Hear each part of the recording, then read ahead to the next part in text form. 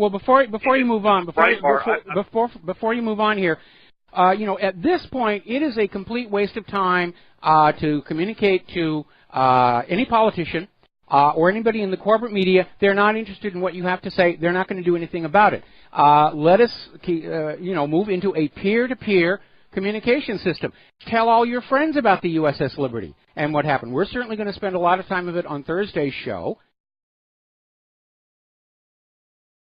Back to our show, hour number 3, and joining us for the program for this hour is Phil Turney and Dave Gahary, and the subject is the 50th anniversary of Israel's attack on the USS Liberty.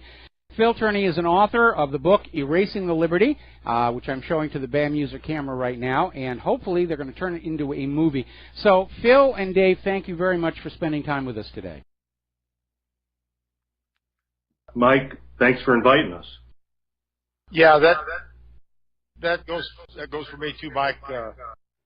Very appreciative. Well, we certainly seem to have a little bit of an echo there. So let's begin with Phil and the writing of this book, the push for the movie, and then I'd like to go on to Dave talking about the actual incident itself. Okay, Mike.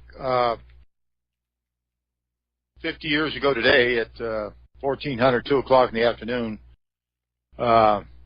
we got struck. But before that happened, we were surveilled by Israeli reconnaissance aircraft for approximately 6 to 8 hours. They know exactly who we were, and we were in international waters at all times, 12.5 miles off the Sinai coast, never strayed into anybody's waters. The Israelis radioed back to their war room that American ship, USS Liberty. They know exactly who we were, and that at 2 o'clock, here comes the attack. And the attack started with unmarked jet aircraft, and within 2 seconds, Mike, they took out every antenna aboard that ship, and the 450 caliber machine guns we had, and the people in the gun mounts were all killed. Many men were wounded on the deck. It was just basically hell on earth. Mike, as you well know, you know a lot about this Liberty story because we've talked about it before. And it just, here it is 50 years ago, and this piece of non-history is gone. I mean, it's shows like this and my book and Dave and everybody around that cares about the truth. What we're trying to get the word out, and this isn't here to bash old Jews. In fact, we get a lot of donations from American Jews that want to see the truth come out. So, what I'm going to tell you is the truth, the honest to God's truth. I'm sitting here at the Sheraton in Virginia Beach, where the survivors are. Everybody's having a good time, telling their stories and things like that, and reminiscing. And what mainly happened that day is so vivid in my mind today. It's like yesterday. The jet aircraft came over, and as I said, they hit every antenna. Within 2 seconds, they were taken out. They were hitting the bridge. They hit every watertight door on that ship. Every watertight door on that ship, Mike, it was taken out. So they know exactly what they were doing, when to hit it, how to hit it, and how fast to hit it. The air attack lasted 20, 25 minutes, 30 minutes. There's some discussion about that.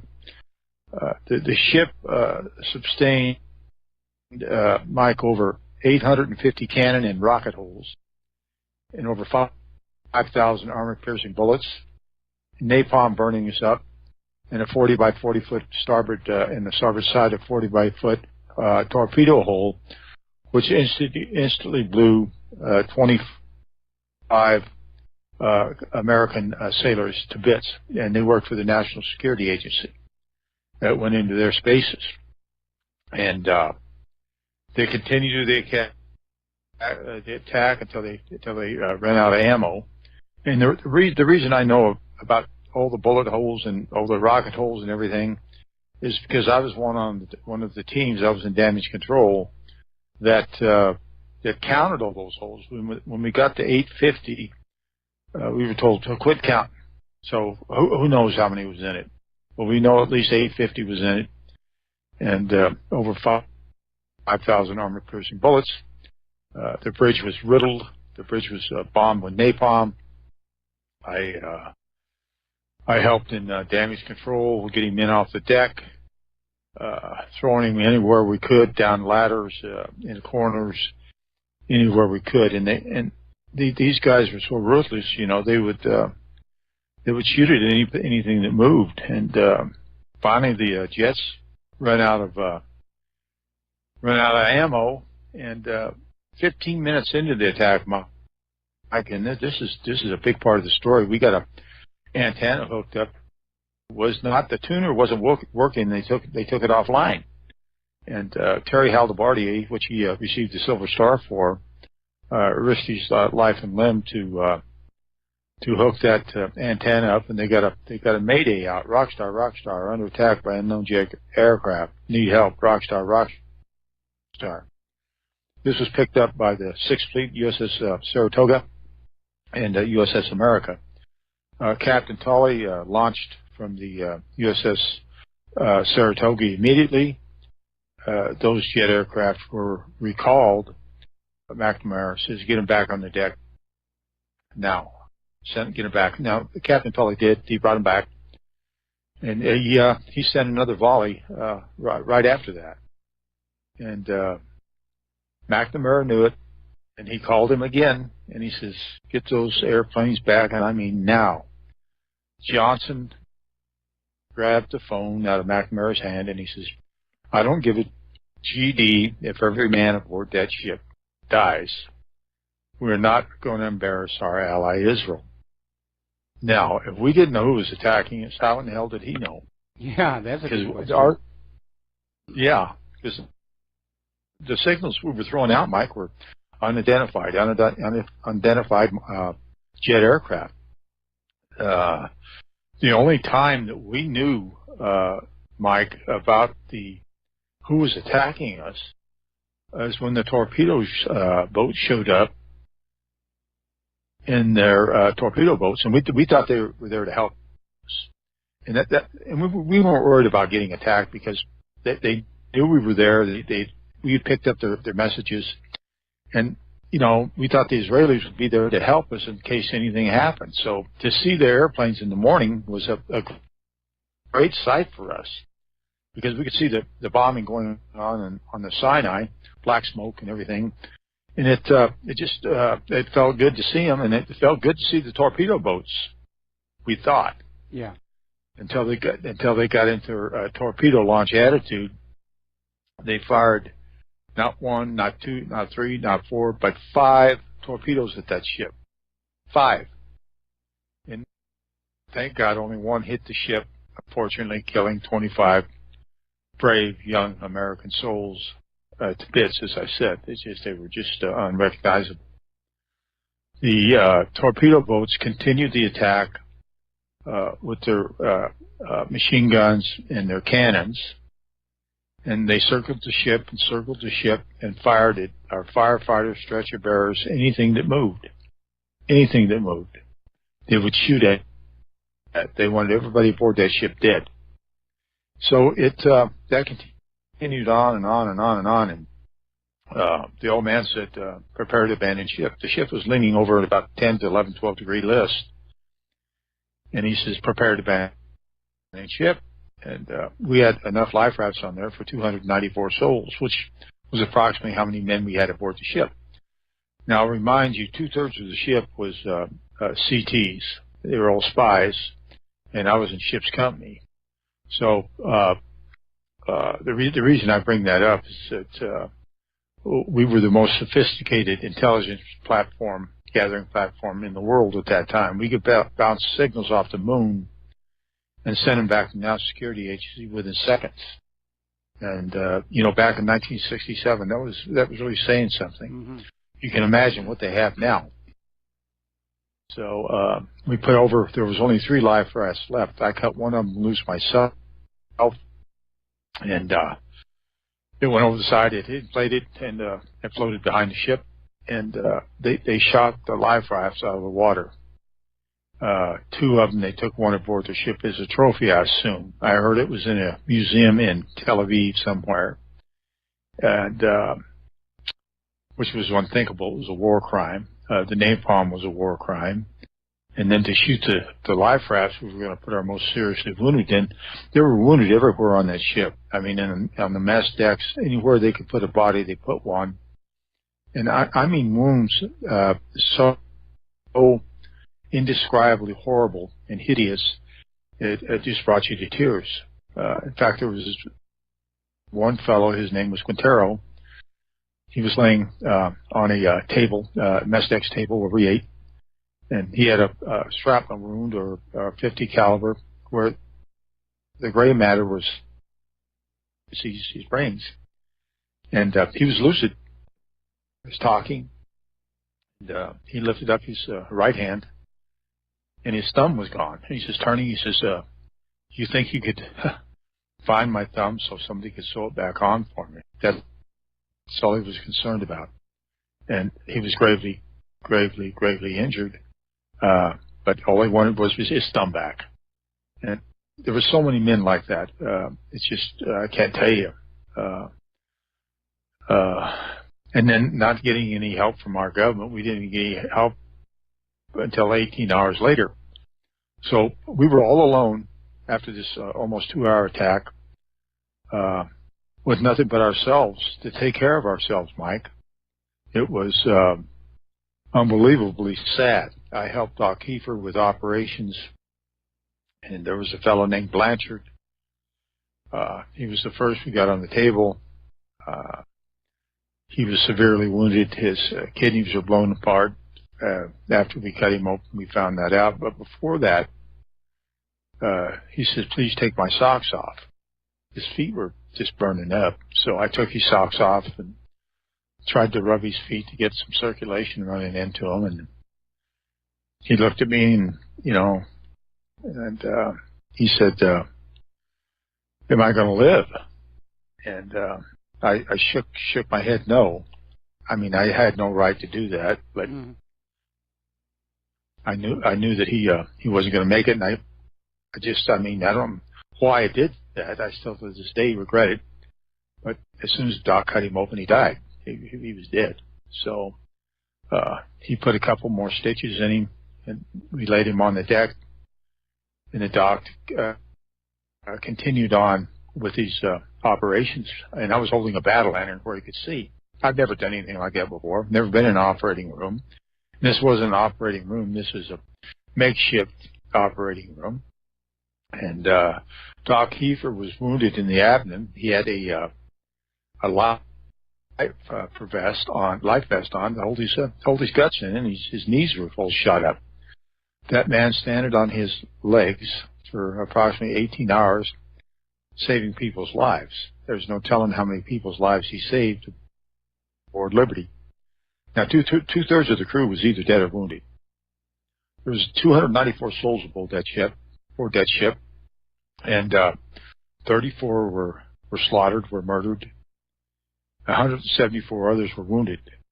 174 others were wounded, and no help from nobody, nowhere.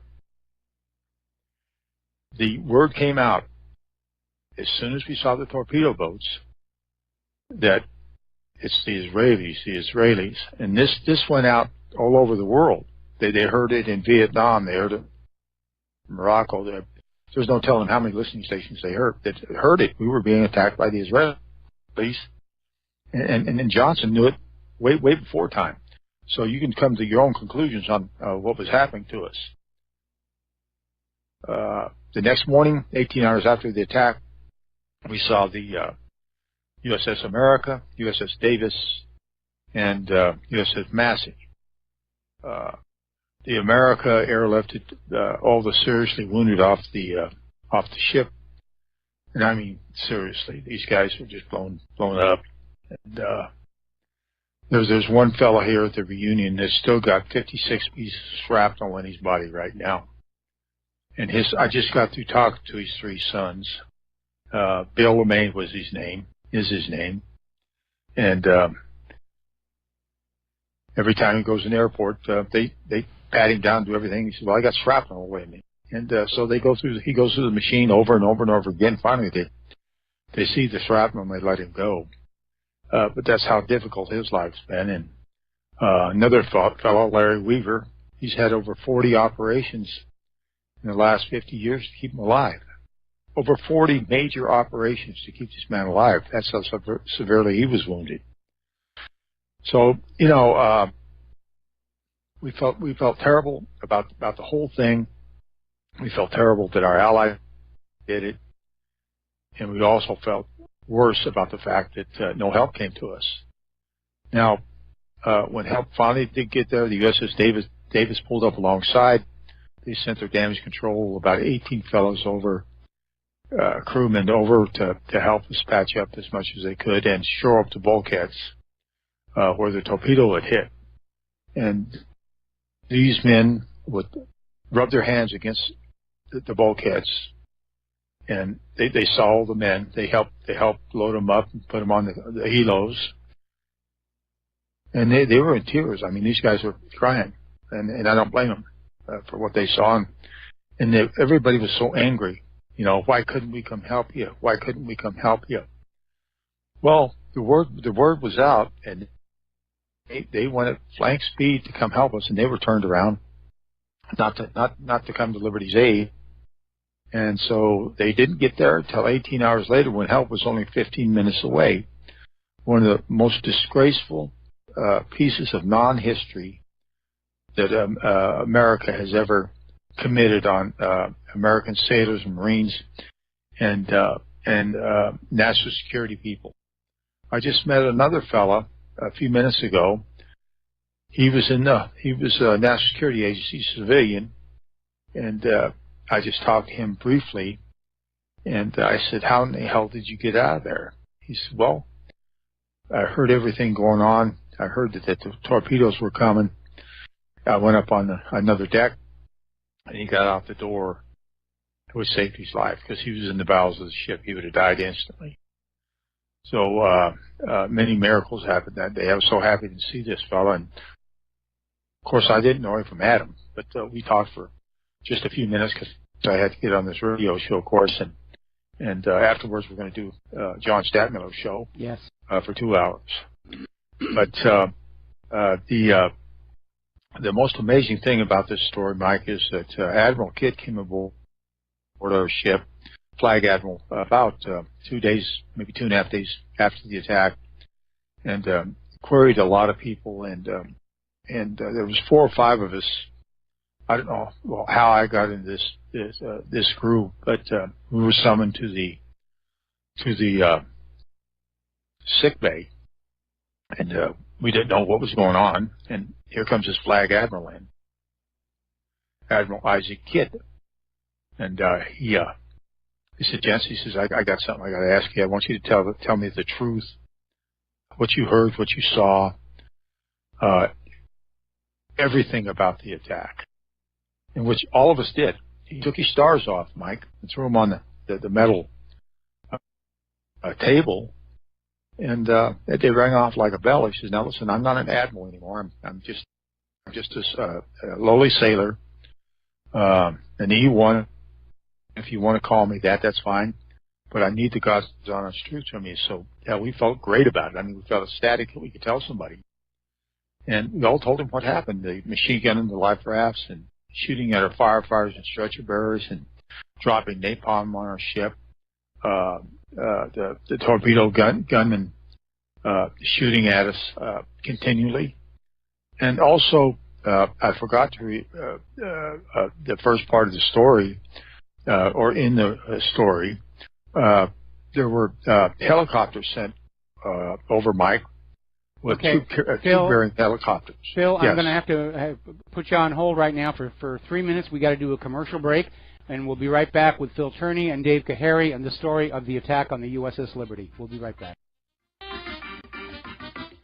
And Aloha America. Welcome back to our show. We're talking with Phil Turney and Dave Kahari about Israel's attack on the USS Liberty 50 years ago today. And Phil, you were talking about the helicopters that had come on over. Yes, Mike, can you hear me okay? I hear you fine, thank you. Okay, yeah, well, thank you, Mike. I appreciate it. Actually, I'm just thrilled that you have Dave and I on your radio show. But what I was going to say to you was, Mike, there was gunships, helicopter gunships, coming to finish us off. But what happened was, well, I'm getting just a little bit ahead of myself, but they were going to board our ship. One was on the starboard side. I was about 50, 70 feet from the starboard gun mount. I just left that before the attack started, where two of my friends were blown to bits, I'm telling you. And they were going to board our ship and kill us all. And this one Israeli smiled, and I just gave him the bird, you know. Mm-hmm. And he gave me the bird back and smiled, and thought that it was the funniest thing he ever saw in the world, I guess, after all the carnage and everything they had done to that ship. But the only thing that drove those people off, the only thing that saved us, is the word was already out around the world that we were an American ship being attacked by Israel. And then the cover-up immediately began. Mistaken identity, we're so sorry, you know, and all this other nonsense. But that's the only thing that drove them off. The gig was up, and they knew it, and they got caught with their hand in a bucket full of blood, oceans of blood on that ship, and they didn't care. They wanted us all dead, and blame it on one of the Arab states. And you know, Mike, if the American public would have heard about the USS Liberty being sunk by one of the Arab states during this 6-day war, the people of America and our government would have been asking for blood, and they would have got oceans of blood, oceans of it. And you know that as well as I do. My understanding is Israel, that while the attack was going on, Israel was saying that it was Egypt that was attacking your ship. That's what they wanted to. That's what they wanted everybody to believe.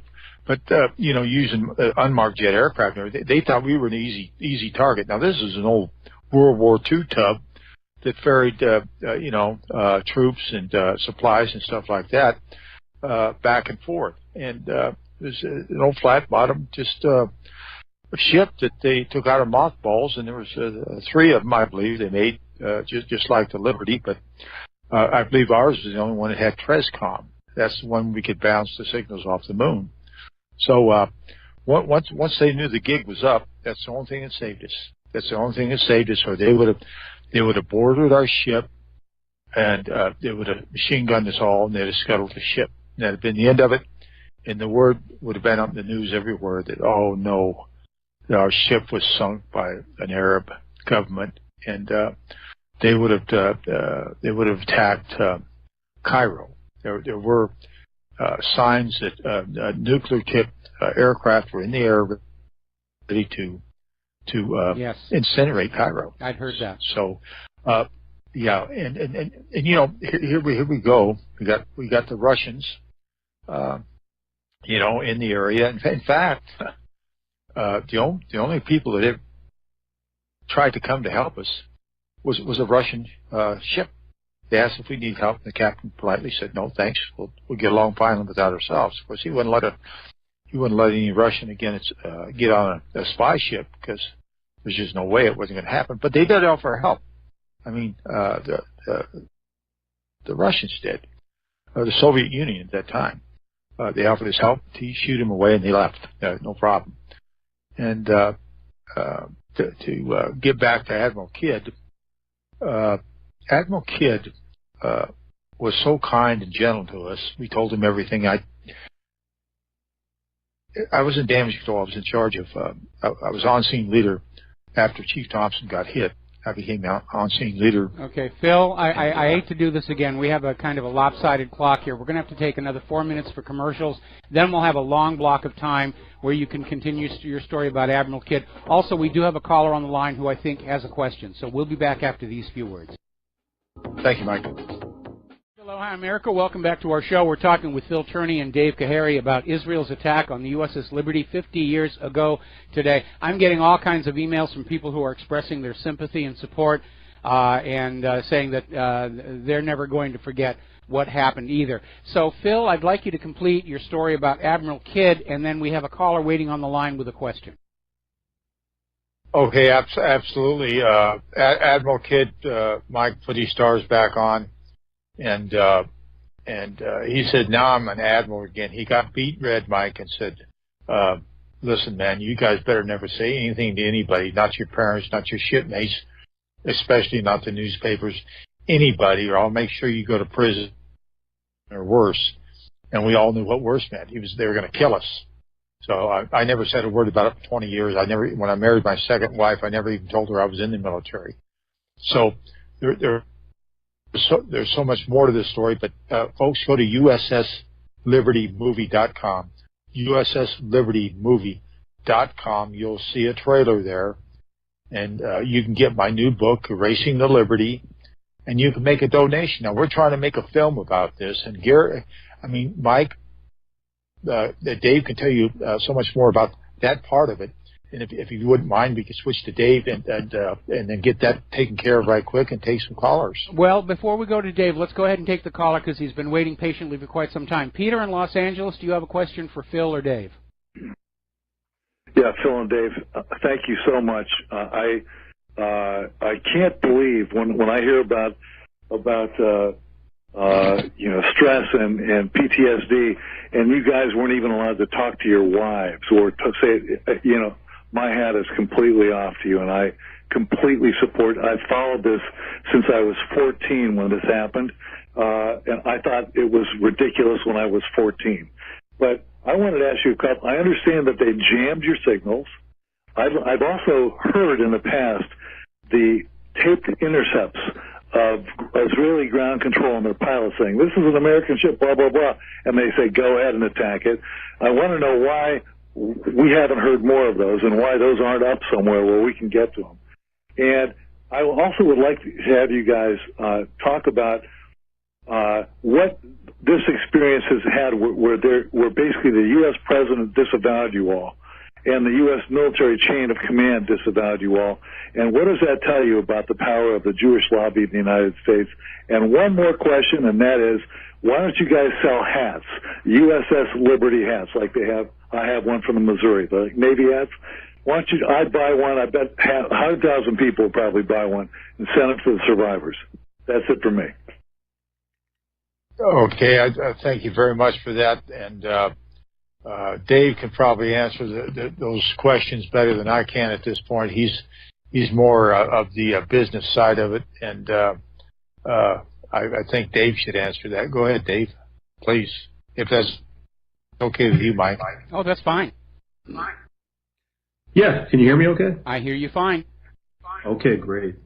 Yeah, actually, first, the first part of your question, the intercepts, yes, that's why there's no controversy about the attack on the USS Liberty, is because there were several of the Israelis involved in the attack admitted that they knew it was an American ship.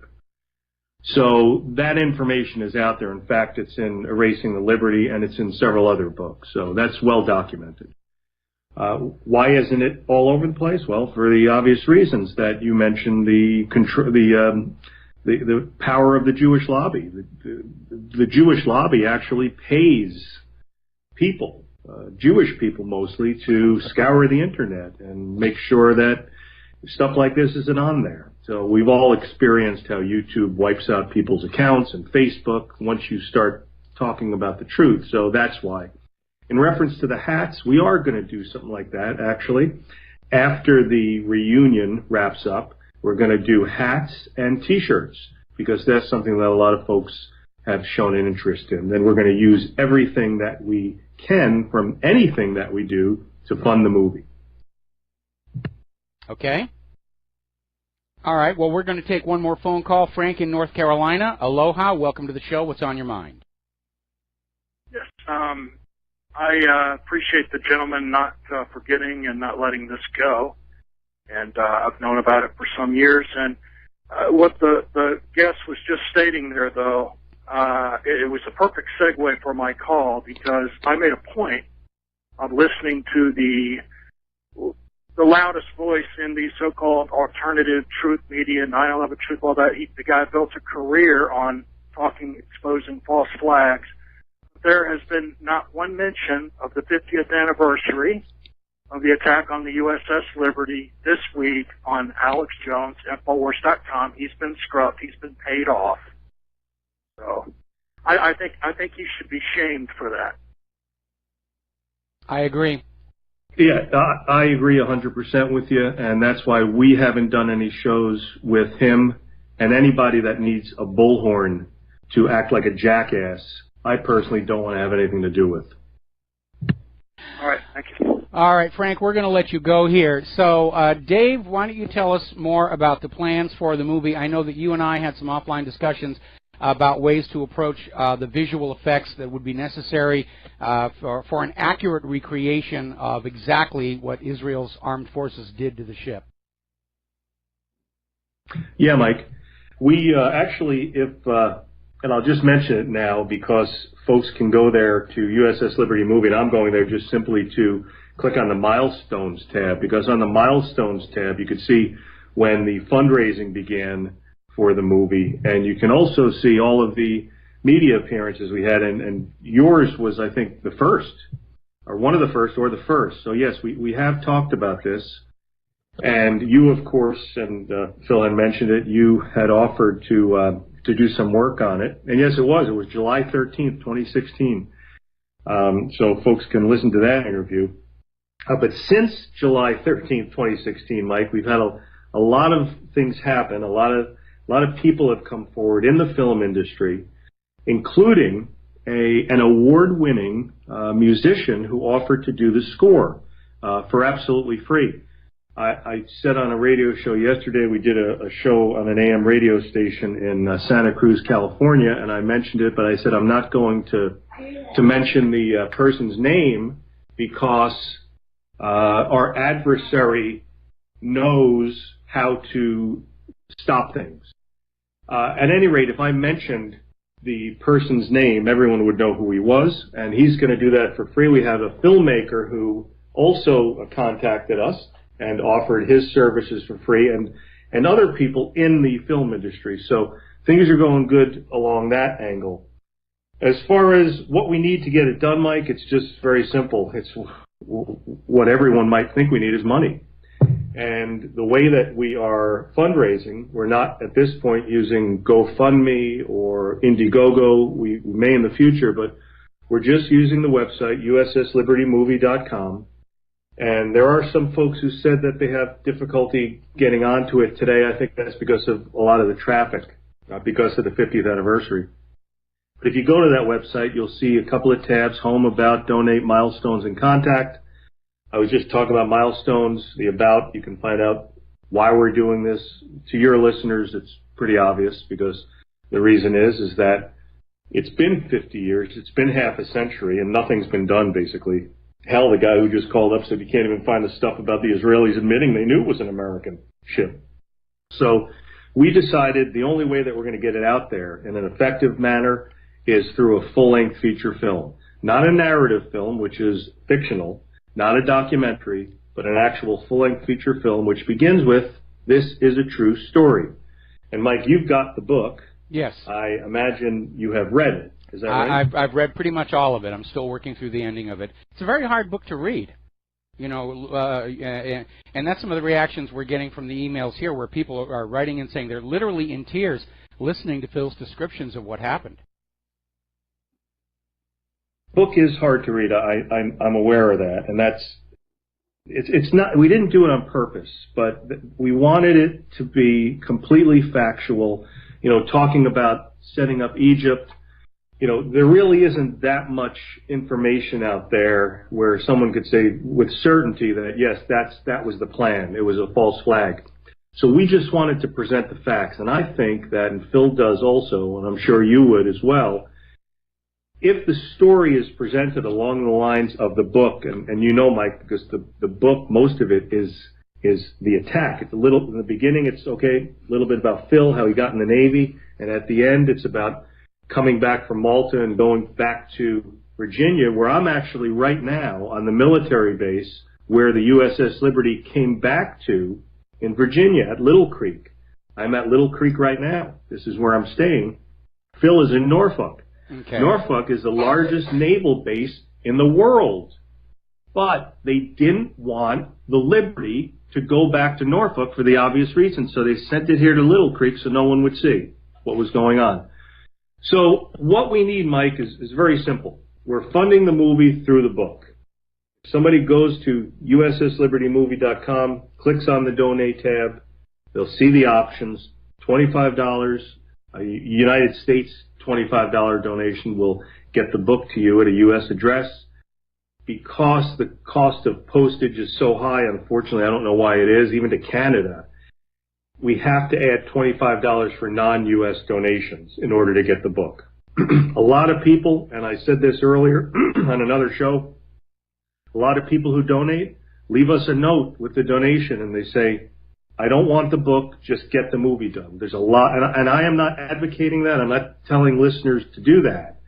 That's just very heartening on top of all the emails we get of support. So if folks want to get this story out, so it's indisputable, this is what happened, based on a true story, or this is a true story, and we see the story on the silver screen, or on HBO, or on Netflix, or as I say in the book, even the lowly internet, if that story is out there in the way that it happened, 100% factual, when people view that, they're going to look at each other and go, why didn't I know about this? And why did our own government not let me know about it? This could be a game changer, Mike.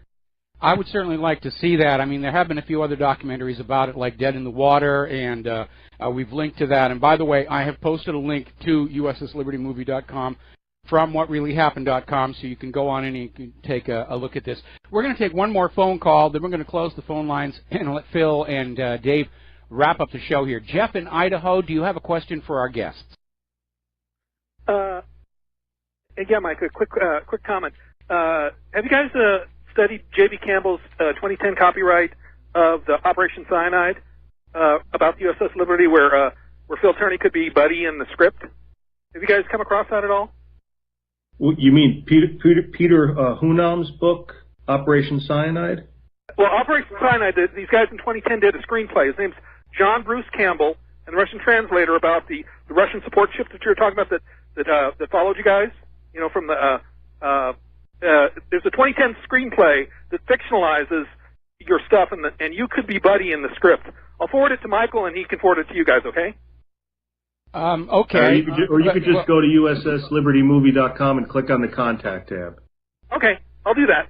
Thanks, guys. Thanks. Yeah, Buddy is the character that Phil would be portraying right now in the script. At page 128, it goes into Operation Cyanide in one paragraph about the armed hot B-52s with H-bombs attacking Alexandria and Cairo. Okay? Okay. All right. Well, thank you for that information, Jeff. We're going to let you go here. We're going to close the phone lines for the rest of the program. We've got effectively about 10 minutes left here. And so, Dave, obviously, the book is a very good book. I would love to see the movie made. And I think, though, we need to stop thinking about recognition of what Israel did to USS Liberty in terms of acknowledgement by Israel or the U.S. government or the corporate media. It's just not going to happen. The upside is it doesn't matter anymore. We have reached a position right now where the American people, in fact the people of the world, understand they're not getting real information from government, from corporate media. They're far more willing to go on out and look at these independent sources of information. I think the watershed moment, of course, was Saddam's nuclear weapons. And ever since then, of course, continued U.S. propaganda is gaining less and less traction as they try and move forward.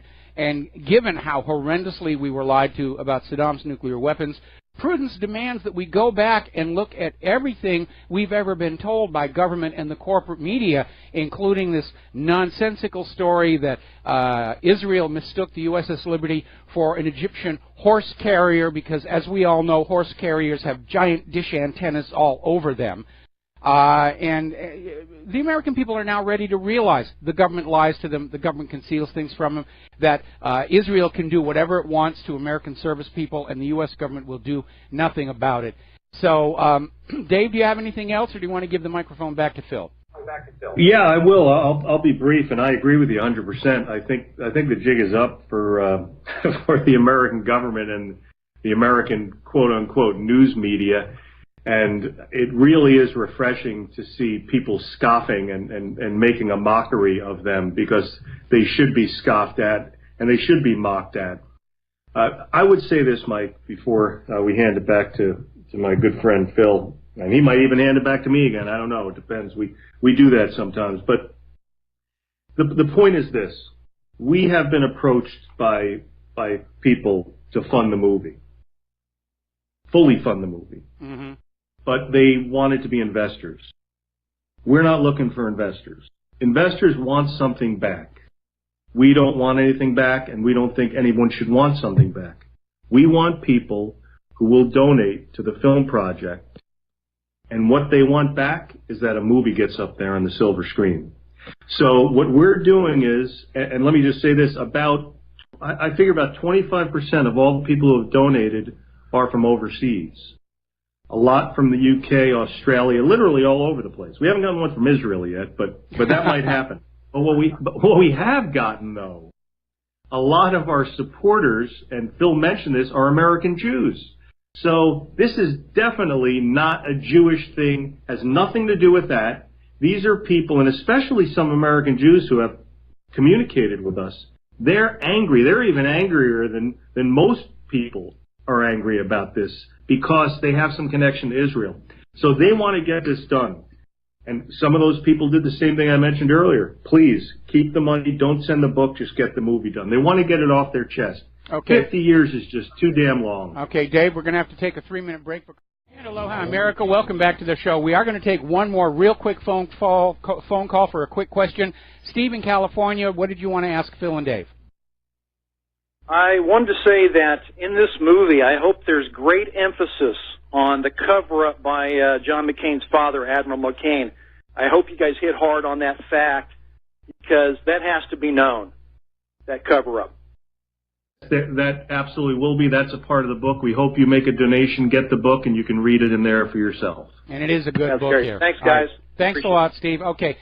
Before I turn the microphone back over to Phil, I do want to remind everybody that following my show, Phil Turney is going to be guest hosting John Stadmiller's National Intel Report for 2 hours. So you're going to be able to hear a lot more of the fine details about this horrific attack by Israel on the USS Liberty 50 years ago today. And it is a story that needs to be told, not just because of the betrayal of Israel against their supposed ally, but the betrayal of the crewmen of the Liberty by our own government, which preferred they stay silent so that they could go on saying, Israel is our friend, Israel is our friend. And as you listen to the story about the attack on the USS Liberty to try and trick us into war, think about all the other false flags that almost got us into wars or got us into wars in which Israel seemed to have a hand, like the bombing of Libya, 9/11, and so forth. Phil, you've got about 2.5 minutes. Take it away. Thank you, Mike, and I appreciate all the callers that called in and the people that send you emails. It's very heartening. And, you know, on this 50th anniversary, which is a milestone, we're all getting older, and they just waiting for us to all die off. So that's why this movie is so important. But, Mike, I wanted to emphasize something that a lot of people don't think about.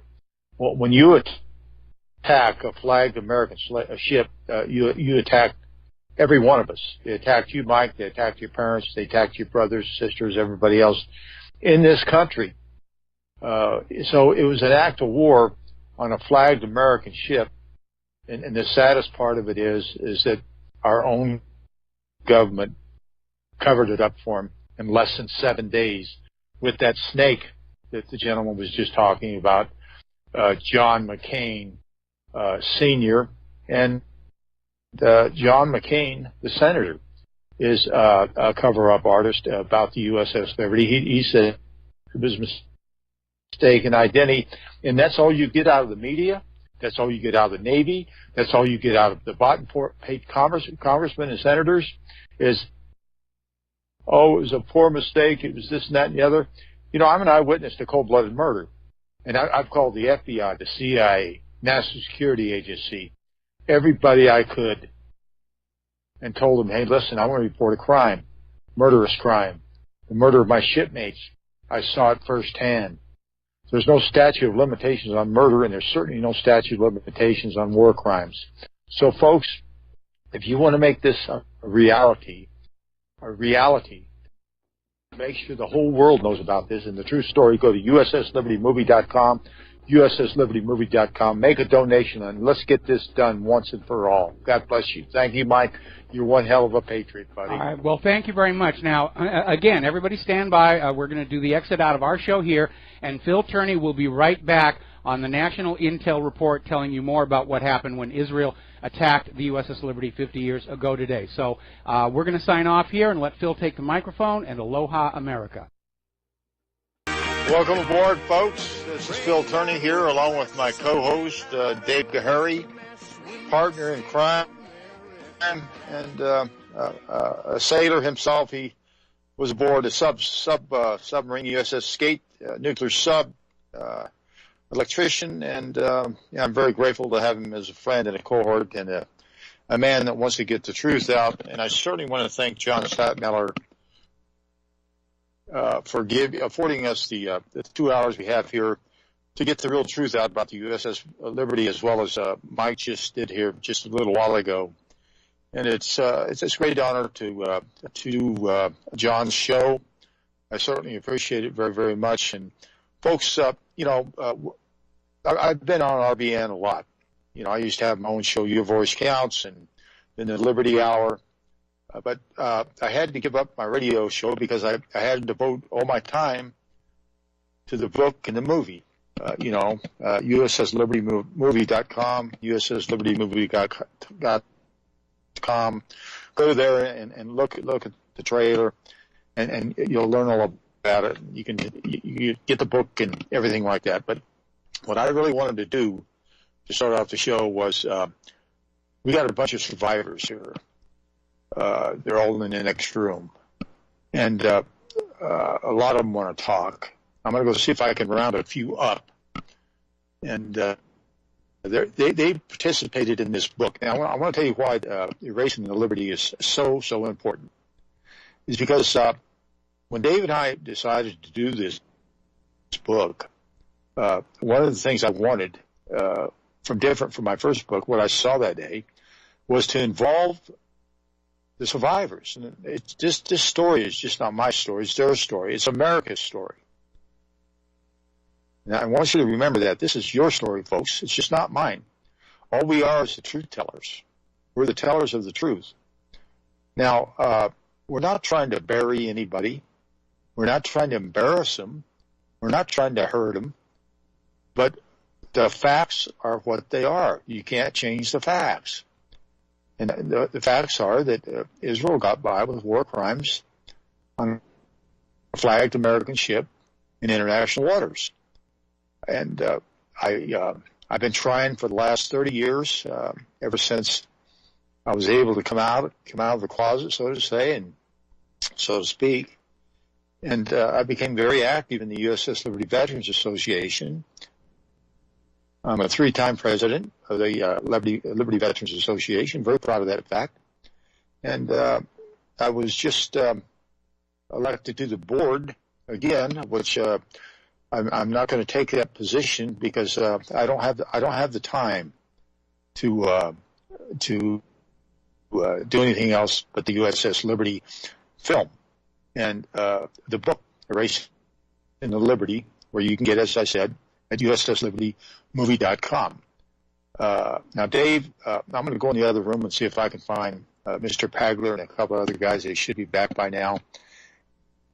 and see if we can get them on too. But if you want to take over for now, I'll be back in just a little bit and see what I can round up. If that's okay with you. Hey, Phil, that would be great if you could get some more survivors.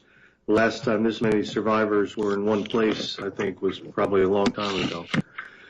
So, folks, like Phil said, we have a single-minded focus about this, and we know for sure that the way to get this story out, which a lot of you who are listening feel the same way. You've wanted to get this story out. That's why you're listening to this show, and that's why you've listened to Phil over all these years. And other people talking about the Liberty, you've probably read everything you can get your hands on about it. The fact of the matter is that there is no controversy over the attack on the USS Liberty. And I mentioned this on Mike Rivero's show just a minute ago, mentioned this in other shows. Israelis who were involved in the attack have already admitted that they knew it was a U.S. ship they were attacking. They admitted it. There's no controversy. The problem here remains, besides the fact that the U.S. government will do nothing to conduct an investigation, to tell the truth. The fact here remains that the main impediment to getting this story out to more people is the American Jewish community. And when you say that, all of a sudden you get attacked. You're anti-Semitic, you're anti-Jewish, you're a racist, you're whatever it is that they want to say. But this is who's preventing this story from getting out. And the reason is because, and not all American Jews, of course, to say all American Jews, that would be ridiculous. It's some American Jews. I don't know how many, but I can tell you that out of 100% of the people who oppose getting the story of the Liberty out, the vast majority of them are American Jews. We know it. We have the experience to say that with confidence. But as I said earlier, we have supporters who are American Jews. So this isn't a Jewish thing, but the people who don't want you to know about the Liberty, the people who say, like the ADL, the Anti-Defamation League, they'll say, this is a conspiracy theory. And that pisses me off, because what they're saying is that the men who were boys 50 years ago today, the men who went through that attack, that vicious attack, that put over 5,000 armor-piercing holes in the Liberty and over 850 cannon and rocket holes in the Liberty, and those things aren't small. You're talking almost a 12-inch diameter. The people who don't want anyone to know about the Liberty are American Jews and American Jewish organizations. And the reason is because, and they've even said this, and non-Jews have said this, is that they don't want to feel uncomfortable. It's controversial because they would feel uncomfortable. I'll tell you a quick story before Phil gets back on. We're going around the country talking about the book and movie project, and I had attempted to book us at the National Convention of the United States Submarine Veterans Organization. Yeah, there is one of those. And what happened was that I got in touch with the first fella, and then he said, okay, you have to talk to these two guys, and I sent an email and told them what we wanted to do. And they got back to me, and they said that, well, we thank you for your email. We appreciate it, but we don't think that this would be a good match, because let me actually read the email to you real quick. He said, He said, "Good morning, Dave. Thank you for your interest in our United States Submarine Veterans Convention in Orlando. The chairman and I have visited the website concerning the USS Liberty and the June 1967 incident. We definitely sympathize with that situation. However, it has nothing to do with submarines. We therefore don't think this is a good fit for our convention. Another factor to consider is the hotel owner is Jewish. That could make this very controversial. Again, we thank you for contacting us, but at this time, we are not interested." So I replied to the guy, I'm not going to read you what I said, but I'll just tell you that this is the problem. The problem is that American Jews are very influential and powerful in the United States, and it is that fact and the fact that non-Jews are afraid to offend the Jews by telling them the story of an historical event that actually happened. We're not even allowed to talk about it because they'll be offended. What kind of nonsense is that? And what makes it even worse, all the more worse, is that the Liberty is the most highly decorated ship in the history of the United States Navy for a single action. That's 242 years of history. But we're not allowed to talk about it because we're going to get some American Jews uncomfortable. Guess what? That's going to end, and that's going to end now. Phil, you back? No, but this is Don. I'm here. Don Pogler. Hey, Don, yeah. Why don't you go ahead with what you want to talk about? I don't know. What did you want me to talk about? Well, why don't we start here? Why don't you tell the listeners about how old you were when you got aboard the Liberty and where you were when the attack happened, what you went through, because I know about it, Don, because I've talked to you several times, and what you have done to bring the story of the Liberty to the attention of the public. And then if you could tell the listeners about what happened today when you went up to Arlington National Cemetery. Well, I didn't get, since you guys didn't go, I didn't get to go, so I didn't go today. But I'll try and give you a short version of me. I got on board. I got on board the Liberty late March.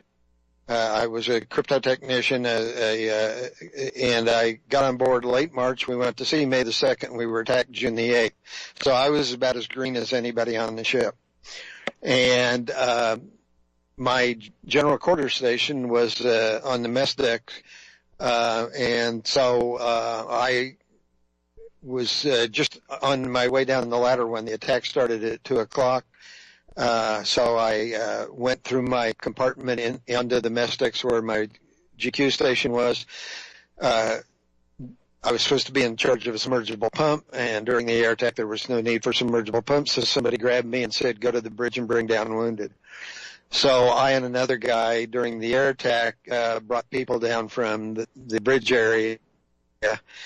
The next thing I remember was when Captain McGonigal came on and said, prepare for torpedo attack, somebody on the mess deck had enough experience to say, throw yourself across the wounded.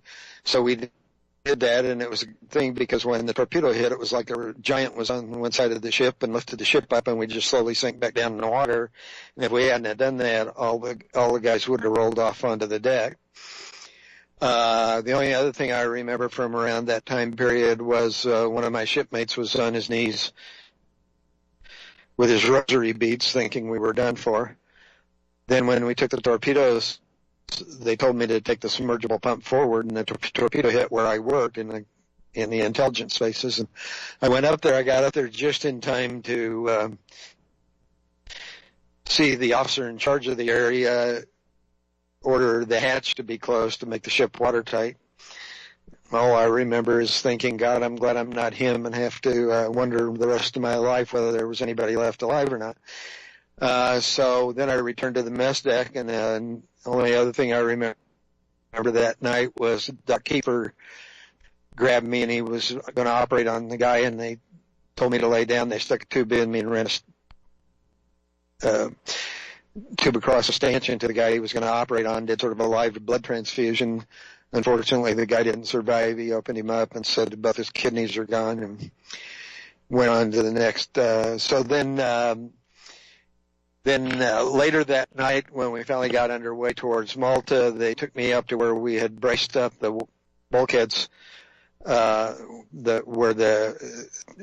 to where the torpedo had come in, and we had braced it up with what was called K-shoring timbers, and they took me up there and said, he gave me a flashlight and said, watch this K-shoring, make sure it doesn't give away.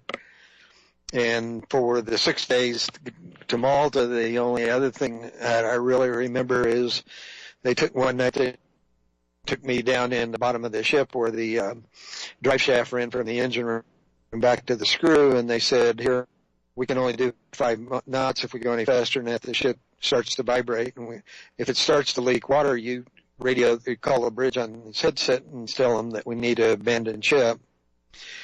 And all I remember is thinking, well, that's great. You guys might get off here, but I'm going to be stuck in the bottom of this thing.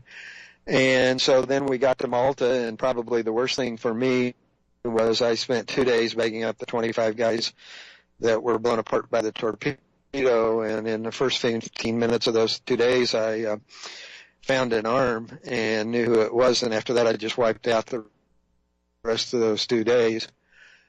So, after cleaning up, I was one of the guys. They flew back to Norfolk, and I got back to Norfolk. I was debriefed. They told me, you've got the highest security clearance anybody can get in this country. Go away, never talk about this to anybody, including your family. So for 20 years, I kept it all bottled up inside and had a difficult time with survivor's guilt and thinking, walking around cleaning out the 25 guys. I thought, why am I still walking around? These guys are body parts. And so then in 85, I started losing my vision. I couldn't see the center stripe in the road anymore. Ended up in a doctor's office, and he came back in white as a sheet, and he said, you should have died a long time ago. I don't know why you're still alive. He said, one of your major organs should have popped. He said, your blood pressure is 240 over 145. And he said, it's been that way for a long time to do the damage to the eyes. And fortunately, what was happening is I was having strokes in my eyes instead of my heart or my brain, where it would have killed me, which is why the doctor thought I should have died. So after that, I was in deep depression for 2.5 years, and then I got involved in PTSD for 3 years, and finally came out of my shell, and then started talking about it. And then eventually, Phil and I were on the LVA board for 9 years, and I ended up putting together a PowerPoint slideshow, and so I give presentations about the Liberty to using my slideshow. And so then, does that mean we're going to a commercial or something? I guess I can come in. I hope I could come in. I'm coming in anyway. That was Simple Minds. I actually saw them in concert, a while ago with the Pretenders. I think those two were married, Chrissy Hine and that fellow from Simple Minds. Great song. I think we're getting Phil back, but let's finish up with Fred. Fred, go ahead if you're hooked up. Yeah, Dave, can you hear me? I'm going to use I'm clear. the word hate, and then I'm going to give a definition as how I'm using the word hate. We are not to hate individuals, but to hate evil and powers of darkness in high places. This is how I mean it. Political Israel, I hate. Biblical Israel, I love. The United States, politically, government, I hate. Our country as it was founded and the Constitution, I love. I love my country. Germany, what happened during the Second World War and even now under Merkel. I hate the evil being done by the government. I do not hate Germans. Okay, I'm around a lot of Russians here where I live, quite a few. quite a few, and I talk to them all the time. I love Russia. I hate what the Russian government is doing. Now, to sum up what I'm saying, and I believe you fully understand, RBN has got to stop this crap because they're falling right into the trap, mostly through ignorance, but not all ignorance. All you hear is Jew, Jew, Jew, black, black, black, white, white, white. That is to divide us. Now, as you said, some of your biggest supporters, and I think in the future there will be tremendous Jewish helpers to your book and your cause of the Liberty. And we have got to get off this crap that happened actually right on RBN, among others. Jew, Jew, Jew, black, black, black, white, white, white. That only divides. People basically are the same all over. Ignorant and dumb about a lot of things, but they don't especially want to kill other people. It's how they're propagandized, and we have to be guard against that. So without taking any more time, I admire the courage of you and the Phil and the survivors of the Liberty and in others in the endeavors they're trying to get the truth out to the people. We have to strive for truth, love truth, and even if it means that we give up our lives for truth. I thank you very much. I wish you the best, and God bless you all. Bye, and thank you. Thanks, Fred. Appreciate that. I guess we can take the next caller while we're waiting for Phil and Don to get back. Would that be okay, Mike?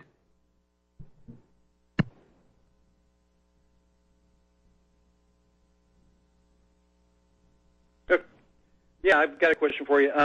Who in our Congress has supported the truth on this horrific event? Somebody who's not afraid of Israel, the Israel-controlled Congress. Who's come forward in Congress and helped you guys or support you? No one, and I'll tell you why that is. Well, besides the fact that neither of us have asked anyone in Congress for help. We have not asked, and we wouldn't ask. Phil personally has written thousands of letters to Congress, and there were a few back decades ago, and more recently, who were taken out by the Israel lobby, because it's a well-documented fact that if someone wants to run for Congress or the Senate, they have to obviously pledge their fealty to Israel first. This is not a conspiracy theory, as I'm sure you know. This is a fact. I remember when we were putting the book together, and Phil wrote in the dedication that he dedicated it to his fallen shipmates and to all patriotic Americans who, when they read this book, come away shocked and dismayed as to how the U.S. government lied to the American people about the cold-blooded murder of Americans on the high seas, a cover-up perpetrated perpetrated not just by them, but by the government of Israel as well. And he says, 50 years is far too long, from LBJ to Barack Obama to all the congressmen and women who bow down to Israel first and could care less about taking care of America, which they took an oath to do. All have become bootlickers to the Zionist state of Israel. Now, what happened was that there was one of these supporters who read the book, and he mentioned this. He said, "Geez, isn't that a bit too harsh that you say all have become bootlickers to the Zionist state of Israel?"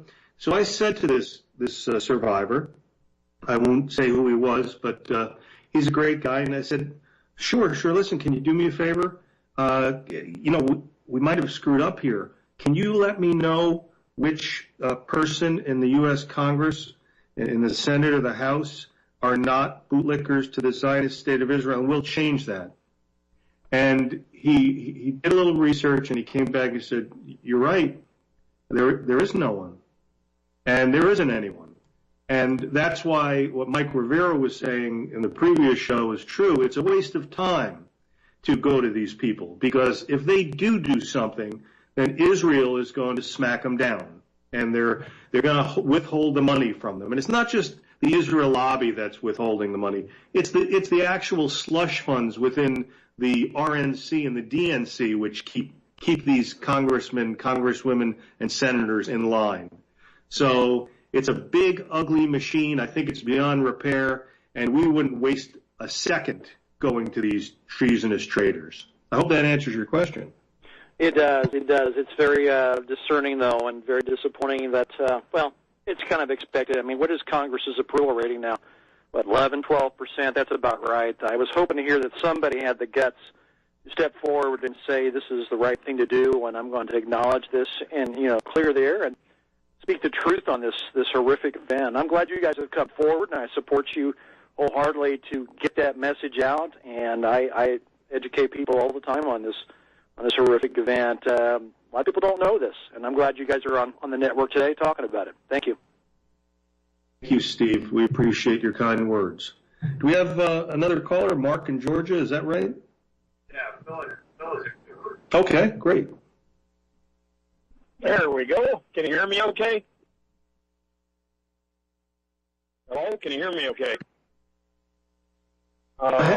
Go ahead. We can hear you fine. You're coming in loud and clear. I was wondering if I was on speaker or something. Now I hear you. Okay. My name is Mark, markanabaptist@gmail.com if you want to shoot an email to me. And I sent a rebuttal. News with Views had this, they had Chuck Baldwin on for years, and when he started telling the truth about what Christ himself, in Revelation 2:9 and 3:9 is in red ink. It's spoken by, meaning in such versions of the Bible, it's spoken by Christ himself. Christ himself calls them the synagogue of Satan. And to indict the counterfeit is to exonerate the legitimate. So our quarrel is not with Judaism. Our quarrel is with those that God knows are lying. And I think you would agree that there's essentially two kinds of Zionists in the body politic. There are the Machiavellian Zionists who do what they're told because it furthers their career. And then there's Dr. Ron Paul, who is what I call a hostage Zionist. And there's a reason why only when he was leading Congress did he say, raise the question, why is it political suicide to challenge the political power of the IPAC, right? David Riccometti's here also, and I'm going to pass this over to Don again, okay? We're back online again. Yes. Yes, I'm sorry. So continue with your comment and question. David, can you hear me? So there's hostage Zionists as well as and there's Machiavellian Zionists who the only thing they know or care about is that furthering the agenda of what Christ called the synagogue of Satan furthers their career, and they masquerade their treason as patriotism.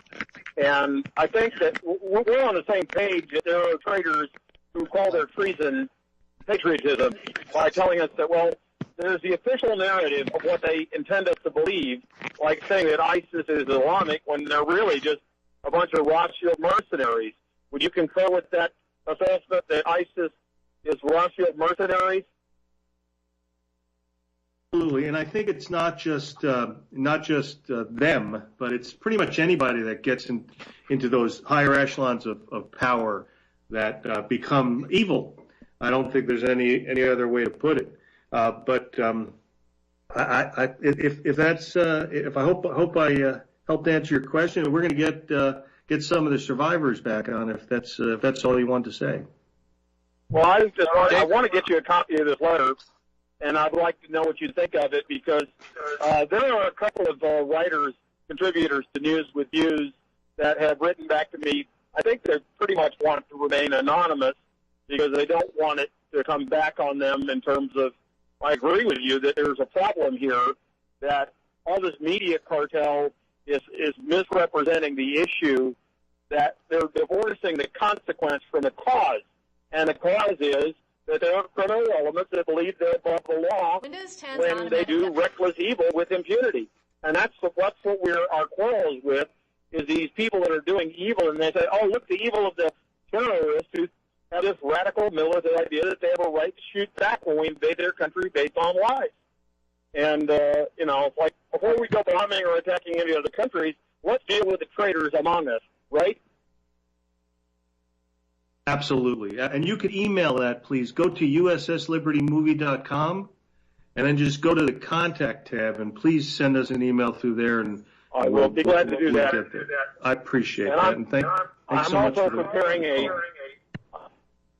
I'm also preparing a spiritual declaration of war, meaning that I'm not talking about a carnal declaration, but I want to be clear that our quarrel is not with Judaism, our quarrel is with the satanic counterfeit, that Christ himself said these are phonies, they're not Jews, and they're claiming to be Jews, or is what embarrasses real Jews. David. Yes. David, can you Yes, hold on a second. Thank you for the call. I appreciate it, Mark.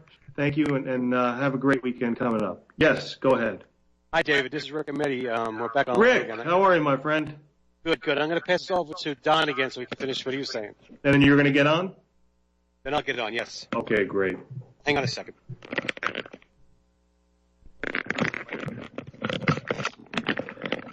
Hello, this is Don. I'm back. Phil said to say that he's going to get Bill LeMay on later. Okay, great. Go ahead, Don. Continue with what you were saying.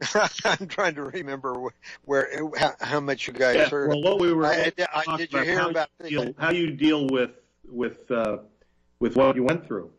Yeah. Oh, okay. Well, did I get to the LA Times? Did you guys hear that part? If you didn't, you might as well say it again because we had a couple interruptions there. Okay. Did I tell the story about the mass grave? Why don't you do that? Okay, so of the 25 guys that I bagged up where the torpedo hit, 6 are buried in our mass grave in Arlington, which we just had ceremony today. And when they put up the headstone for those 6 guys, they wouldn't even put the name of our ship on it. It said died in the Eastern Mediterranean, like they died in some taxi cab accident in Beirut. Right. That's where you left off, so that's a good place to pick it up. Okay, Right, and it took us almost 15 years to get it changed to killed USS Liberty. So then I went to you guys had been talking about the media, mainstream media, and about 2 weeks ago I did a thing at the Orange County Fairgrounds in Orange County, California, called at Heroes Hall. It was 7 people, 7 of us veterans telling our stories. And the Orange County Register and the LA Times wrote it up, and the writer in the LA Times made the statement that Don Pogler off the USS Liberty spy ship, which was mistakenly attacked by the Israelis. And had he said that the Israelis claim it was a mistaken attack, that would have been right because they do. But he didn't. He just made it a statement of fact, like it was a mistake. So I wrote both the letters to the editor and to the author of the article saying that was not correct and that, that basically what you're doing is yellow journalism. And so that's kind of how the media continues to perpetuate what's told to the American public.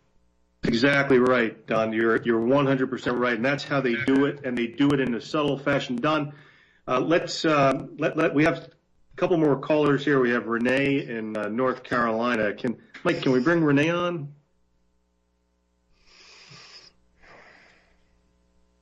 Mike, can we bring Renee on? Let me see if Mike's out there. Hello. Yes, hi, Renee. Can you hear us? Yes, and I'm so glad the callers are making such excellent points. I agree with Fred and the other caller who said we have to worry about the traitors amongst us first. They take advantage of our tribalistic tendencies to shift us to an enemy outside to take the attention off of us. Eisenhower warned about the military-industrial complex. JFK warned us in that fabulous speech about secret societies. They did not warn us about Muslims, Jews, blacks, and feminists, okay? So many people get sidetracked with these issues that it keeps us from solving our problems. And so, Albert, we're heading toward World War, because even in the alternative media, the people who used to talk about the police state, now it's Muslims. Well, they sound like a bunch of Masons, because, Albert Pike said that they were going to use Islam to bring in World War III. And I even hear people in alternative media whipping up this whole Muslim thing, that they're actually, to me, working for the system and are going to bring us into World War III if they don't stop it. And so, now John Stadtmauer is one that is not doing this, but there are many who are. And, I'm with Fred. Fred and I are on the same page on a lot of things.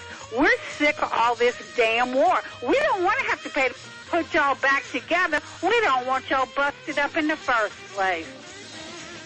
We are back. Sounds great. We'll see you. Don, I know you got, I don't know, how many people you got there in the room, Don? Well, Rick's here right now, and then Phil's going to go get Bill and me when you get Rick on. Okay, well, whenever you if you want to hand it over to Rick, go ahead. If you want to say something more, please go ahead. Whatever you'd like to do. I think I hit a lot of the point. I mean, we could go into things that could keep us here for hours. I'm just continuing to give my presentations. I was actually interviewed on KPFK radio, which aired on the May 28th. By a gal who was one of the organizers of Jewish Voice for Peace in L.A. Like I said, we could go into 100 stories that you know of, and we'd be here for hours. So I can't think of unless you have some place you want me to go. I'll just. Well, I really wanted people to hear your voice and just to hear what you went through and how you're dealing with it, and words really can't explain what it was that you saw 50 years ago today. But I appreciate you coming on, Don, and looking forward to seeing you tomorrow. Okay. Here's Rick.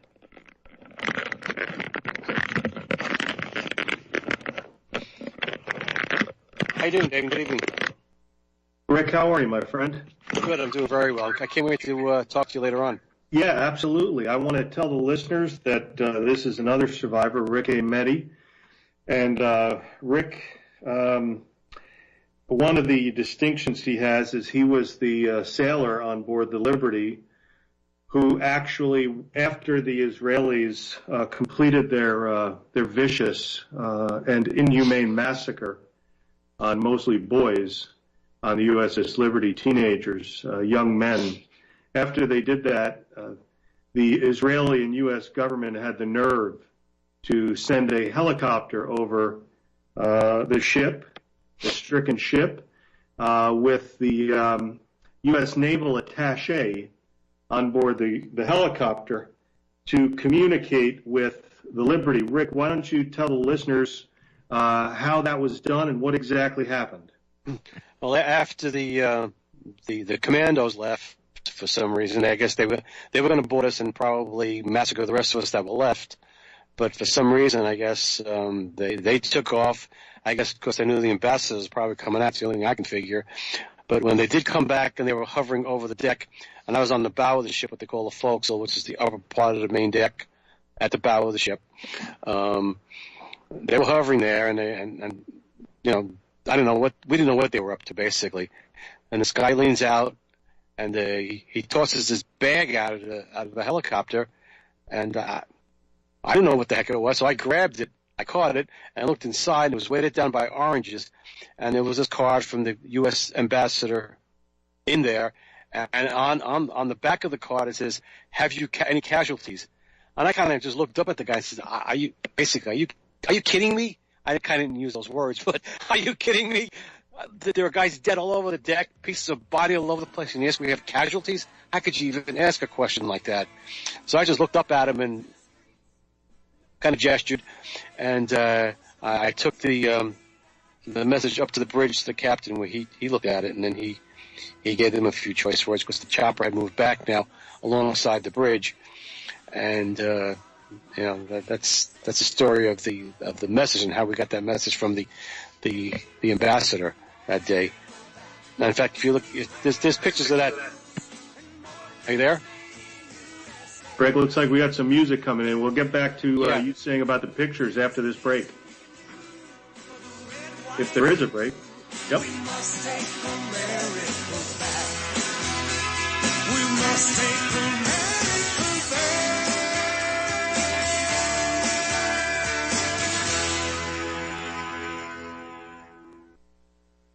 Homeowners, if your lender has gone out of business or sold your transaction to another lender or servicer, you may be the victim of a wrongful foreclosure resulting in the loss of your home. If you've already lost your home, are in foreclosure, or even in good standing, you can challenge the mortgage transaction's illegal issue and your property can be restored to you, and your foreclosure can be stopped or reversed and the mortgage transaction declared unenforceable. State laws, U.S. title codes, the Uniform Commercial Codes, and U.S. Supreme Court rulings have upheld that defective mortgage documentations can reverse or stop foreclosures and enforce property title claims in favor of the homeowner. We are having successes in stopping the process of foreclosure, the enforcement of the foreclosure judgments, the sale of property, and evictions after the sale. We are not attorneys, and we don't give legal advice. We are a professional team of legal researchers, providing forensic mortgage audits and expert witnesses. We have the knowledge to produce the evidence and enforce laws regarding your legal issues. We've been in business for 12 years without a complaint. Consultations are free, and we provide a free title search to confirm if your mortgage has legal defects. Please call 855-253-3748. 855, 2, keep it today. You're listening to Republic Broadcasting Network, because you can handle the truth.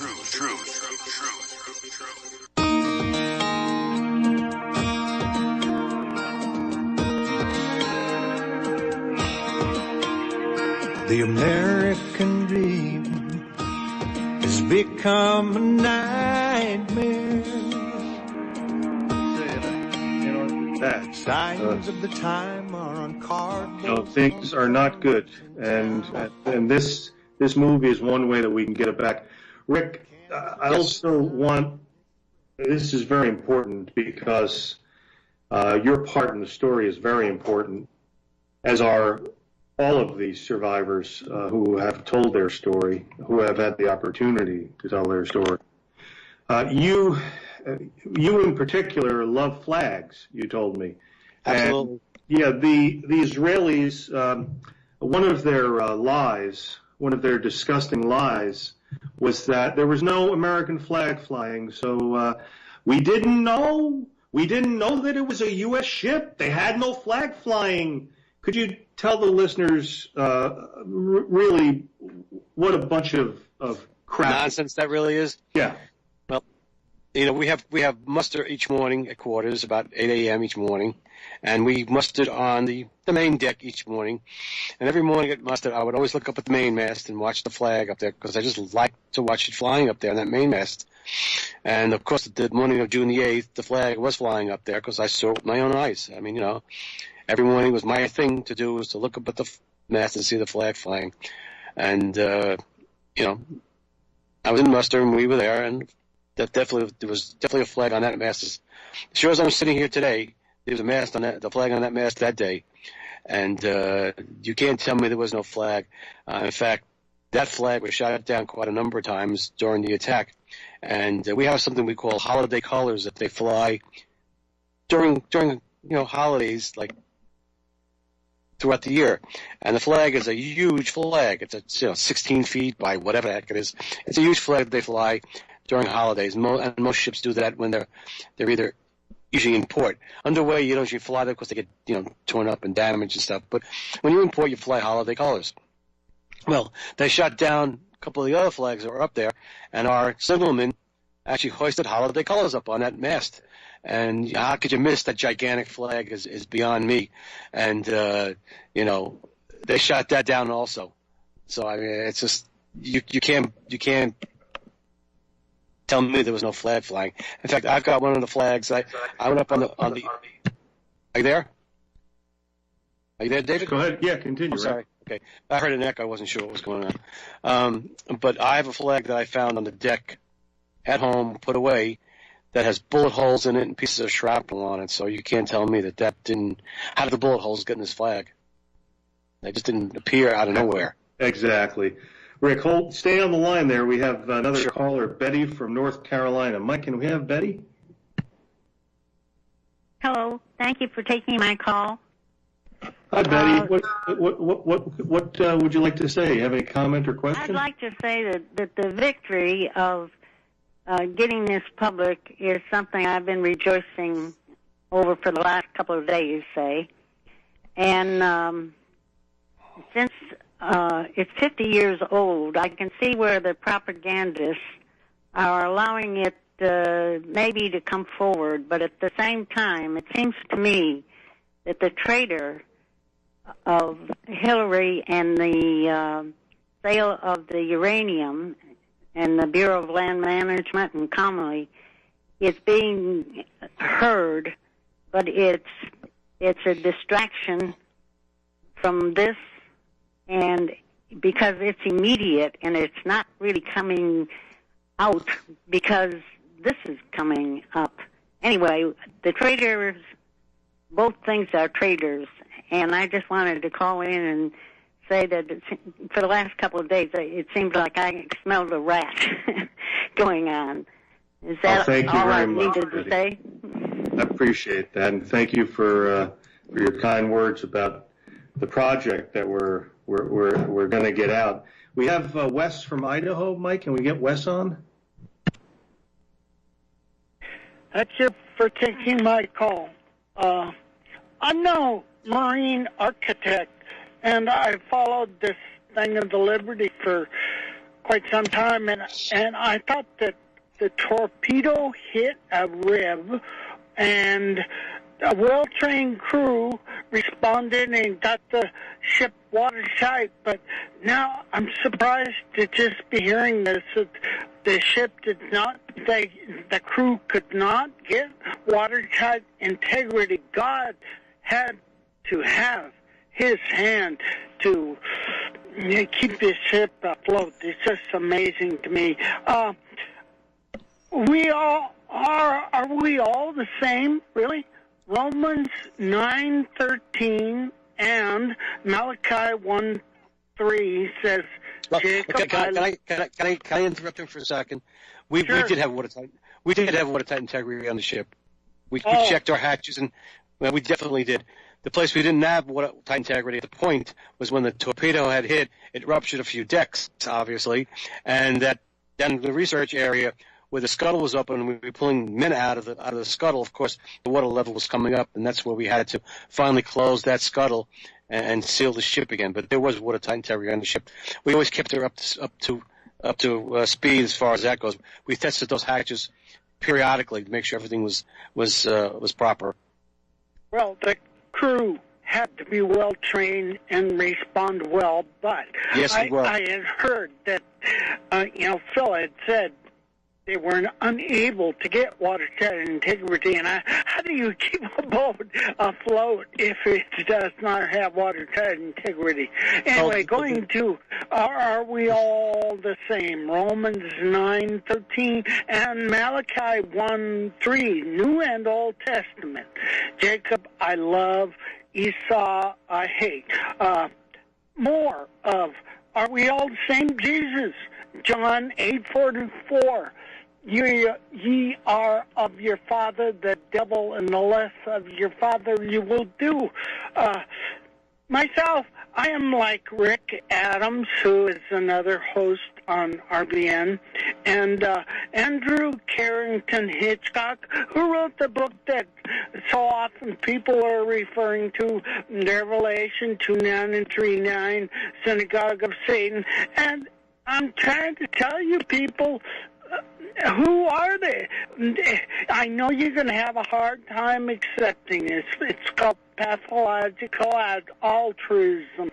You don't want to believe it, but the white race is Israel of the Bible, and the Jews are not. They are Esau.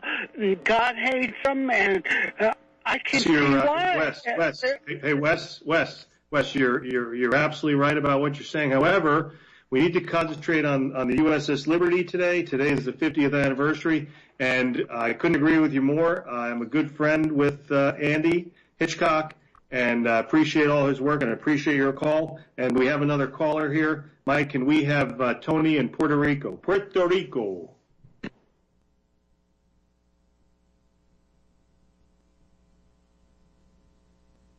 Out there?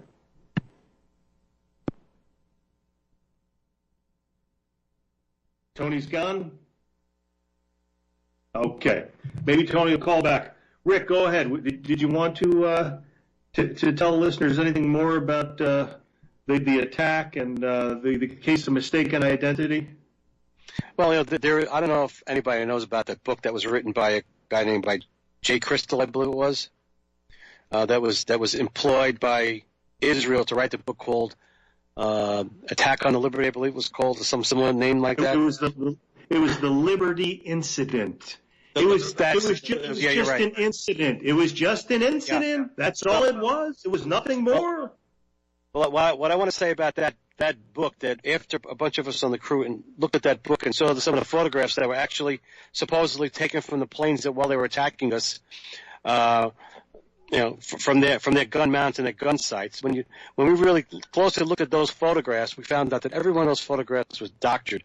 Now, something that people there was flames and fires where we never had fires, and other crazy things that were not correct on those photographs. One main thing is, now people probably don't understand this now. When a Navy ship is underway, meaning she's out to sea, we fly the flag from the main mast up on the main mast. When a Navy ship is in port, we fly our flag from the stern of the ship on the flagstaff, and we fly the jackstaff on the bow, which is the Navy jack that we fly. Okay. Now, if you look at one of those photographs and look at it closely, and you examine the stern of the ship of one of these pictures that they had, you notice that the flag is flying from the stern, and that's like totally wrong. And we'd never ever do that when we're underway. So that was a picture that was taken of the USS Liberty when we were coming into Little Creek, Virginia, and they doctored that ship up. And where the tug was pushing us in, they made it black like it was flames and smoke. And there were other pictures. Every one of those pictures we looked at was the same kind of nonsense on there, that we picked out all kinds of mistakes in those pictures. So we know every one of those pictures was doctored and they were not really true pictures from those gun mounts from those airplanes. Very interesting point. Yeah, this piece of garbage here that you're talking about, this Ahron J. Crystal, and that's all he is. As a matter of fact, he pissed off so many people that, of course, Ward Boston, who was part of the Naval Court of Inquiry with Admiral Kidd, he came forward and he said, I've been quiet for all this time and I can't anymore. The Liberty was attacked deliberately. Israel knew it. I knew it. Admiral Kidd knew it. And this Israel apologist, who's a Jewish American, by the way, a bankruptcy attorney in Miami, he's coming out and trying to make light of this. And that's what I was saying earlier. It's the American Jews who are getting in the way of getting this story out. Go ahead, Rick. Mm-hmm. What I was going to say is that he never even interviewed one crew member to write that book. How could you write a book that way, interviewing a crew member that knows the story and were there? None of us ever spoke to this guy. Exactly. We stay on, Rick. We have David from Massachusetts, and then Peter from Los Angeles. Mike, can you get David from Massachusetts on?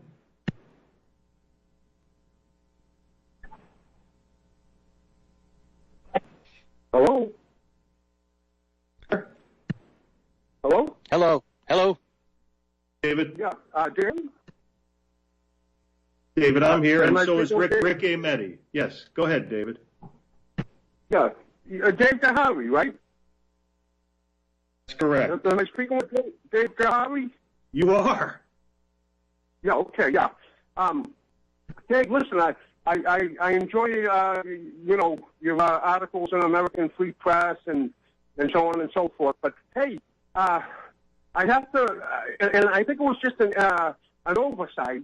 I'm sure you didn't do it intentionally, but a few callers back, when somebody asked you if anybody in Congress ever went to bat for the Liberty, if anybody in Congress, if any congressman ever stood up for the Liberty crew, you seem to indicate that no congressman ever stood up for the Liberty. Well, you're half right. What I said was, he asked, did we employ or did we implore any congressmen today that exist today? And I said There are none today. There were some, and the ones that recently did stand up for the liberty, the Israel lobby got them out. Maybe you missed that part. No, I heard that, Dave. That's why I'm calling in. But I think you should have mentioned Cynthia McKinney. She sacrificed her whole political career for the cause of the USS Liberty. Why not mention Cynthia McKinney? David, that's actually who I was alluding to when I said that the Israel lobby got him out. And I've interviewed Cynthia McKinney, and I know all about her. But right now, at this point, there is not one American congressman or senator who gives a hoot and a holler about the U.S. Liberty and would ever go to bat for him. Yes, Cynthia McKinney did, and the Israel lobby got rid of her, and that's what I was saying. Okay, yeah, but I think you should, I just think you should have mentioned her name, because if people don't know, people aren't going to know who you're talking about unless you mention her name. But, hey, listen, I'll just close by saying, that's a perfect example of how God works in mysterious ways. The one congressman who was a black congresswoman that stood up for the liberty, a black woman, but none of the white scum would stand up for the liberty, but a strong black woman stood up for the cause of the liberty. Now, doesn't God work in mysterious ways? I think you're right, David. Yes, I think you're right, and I think that, people who want to not pay attention to the whole black-white Jew thing, I think they're wrong. I think that it does come into play, and you cannot just ignore it. And I think that, unfortunately, that there are way too many whites who are traitors to their own race.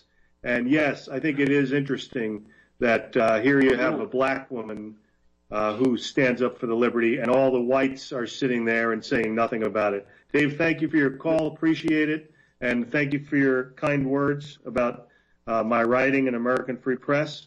And Mike, can we get the next caller, Pete in Los Angeles, and then we have a bunch of other ones. So let's get them all on. Yeah, hi. My name is Peter. Peter, go ahead. Yeah, hi. I just wanted to make the point that ever since the Liberty, which was, in my opinion, a watershed, because it showed the Jewish lobby here in the state of Israel that they could literally murder American citizens, American servicemen, and on the high seas, knowingly, and knowing that we know that they did it that way, and with impunity, with no repercussions. And I trace from that moment the ultra aggressiveness that has basically allowed them to dominate. I'm talking about Israeli firsters dominating our foreign policy to the point where we've gone to war with Iraq and, Syria now and Lebanon, Syria and Libya and all these other places in the Middle East. It hasn't been for our good. We just do their work for them. Here, let's you and him fight. That's their foreign policy. It stems from the liberty and how liberated it was that they could murder Americans and get away with it. You're exactly 100% right about that. And in fact, not just that, and not just the fact that Israel was rewarded for the massacre of American citizens on the high seas in international waters with high-tech military equipment. Besides that, we can actually trace the cause of terrorism in the United States to the attack on the Liberty, because prior to the attack on the Liberty 50 years ago today, the only terrorism that existed in the United States was from Puerto Ricans. There was no such thing as Arab terrorism, Muslim terrorism. What caused that, what precipitated that, was Israel's illegal land grab that the Liberty was trying to listen in on to let people know, yes, Israel wants to grab these lands. It was a preemptive strike against Egypt, which was the United Arab Republic back then, and Syria and Jordan. They weren't the innocent victims that they want people to believe. They lied to the media. It was because of that because the Liberty couldn't relay that message that we have the terrorism in the world today because of Israel. So yeah, you're 100% right. Can I ask a question really quickly? And that is, I'd like to know for how many years after the incident, after you guys, if any, after you were discharged, did you guys get warnings or official warnings from the military or from the U.S. government or whoever? After you guys got out of the military, was there any contact that was threatening to you from us? The warnings were given to us prior to us even getting out of the service. We had one of the admirals come on board, took off his stars, interviewed us, and he had said to us, "Now I'm going to become the admiral again. I'm putting my stars back on again. And if any of you repeat this to any of your family, friends, press, anyone, we'll make sure you wind up in Leavenworth and you'll never be heard from again." So that threat was given to us prior. Was there anything after that, though? Nobody contacted me personally afterwards because we all kept our mouths shut. I mean, my mom and my family would say something. I would just say, well, it was just one of those things, and just pass it off and never say anything. The only time that we were able to speak again is when Jim Ennis came out with his book. Right back. Thank you so much for your call, Peter. We appreciate it. And we'll come back and get the other callers, Carol in Idaho, Ed in Utah, and John in Texas. Did you get in your room yet? We are back. We are back again, and let's get right to the callers. Carol in Idaho. Can you get Carol in Idaho on mic, please? Hello. Carol, do you have a comment or question? Yes, I do. Is this Dave? This is Dave, Carol. Hello? Yeah, yes, okay. This is Dave. Hi. Yes. Hi. My best to you, Dave, and to Rick and all the other wonderful people there. I apologize that I was not able to get the first 40 minutes of the show. I just was out on an appointment, and anyway, so I tuned in late, and so I wanted to ask, has there been any discussion or any input regarding President Donald Trump acknowledging today's anniversary? Of course not. Of course not. I'm not sure. I'm not sure if any of us contacted him, but we haven't heard anything from him yet. But I'm sure. I'm calling. Problems. I wanted to call. I know he has a big job and all of that, but I just kind of want to apologize for the fact that our president has had no time to make any kind of a comment in support of what these dear people, these veterans, went through 50 years ago and are still suffering to this day, the survivors. Anyway, I remember when President Trump made his first address to the joint session of Congress, and he spoke for maybe a half hour, and he slowed his voice down at the point where he said, "And we are going to always be very faithful friends of Israel." Now, that's one. I wanted to throw something at my television at that point. Now, the other thing is, just a few days ago, there was a report circulating on the Internet to the effect that Donald Trump had gone to this hospital, and it happened that Melania was there visiting children with cancer, but the president went to visit specifically this wounded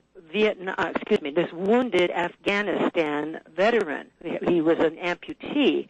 And so I wrote an email to, as close as I could get, to Donald Trump's supporters groups, and I said, "This is wonderful, the love that you've shown for this terribly wounded soldier, but I would be most happy and most proud of you of all, Mr. President, if you will make a public appearance at the 50th anniversary of the USS Liberty."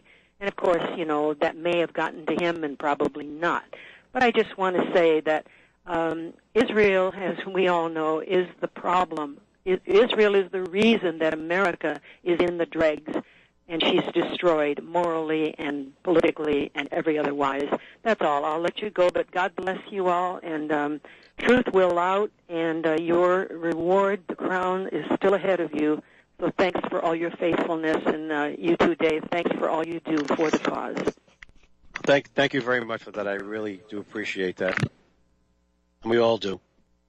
Yeah, and you're 100% right. That is the cause of most of the misery in the world. Mike, can you get Ed in Utah on? Hello. Hey, Ed, what's going on? Gentlemen? You have a comment or question? Yes, I do. You can hear me, right? Absolutely, loud and clear. Okay. I really appreciate you folks coming on today. I really do. I have Phil Turney's book, What I Saw That Day. I'll be making further contributions to your folks' effort. I'm a long-time listener here at RBN and a caller, financial contributor. But I also want to make a point on the historical part of things here. And just to let that last caller know, yeah, there's no way Donald Trump does not know about this. I realize all the goings-on in his situation, but he did disappoint the Israelis last week when he refused to move the U.S. capital from Tel Aviv to Jerusalem. That gave me some hope that he might do a tweet today. It still is possible. I have called his live line and let his high-level staffers know how I feel and others feel. I've also called several congressmen and let their staffers, in one case the chief of staff, know about today and why they're not acknowledging it and just basically getting on their case a bit. Also, though, it's kind of a shout-out here to it, kind of in line with all of you folks there, Phil and Dave. I want to mention the American Free Press. John Wayne was an original contributor and subscriber to American Free Press when they were the Spotlight newspaper. And the Spotlight newspaper was the forerunner, in my mind, to RBN. I financially support both of them. The Spotlight, it's what launched James Ennis's book and the whole story of the USS Liberty. And they were forever dubbed, of course, anti-Semitic and what have you. And John Wayne and the late Taylor Caldwell, great American author, these people were on the ground floor of helping the story of the USS Liberty and the other causes in the patriot community. And Jim Ennis turned his back on American Free Press. We'll be back to get John into this show. I mean, this song. It's a great song. But, yeah. David, David. I'm sorry. I'm going to have to do it here. But, hey, Rick, were you saying something before the break?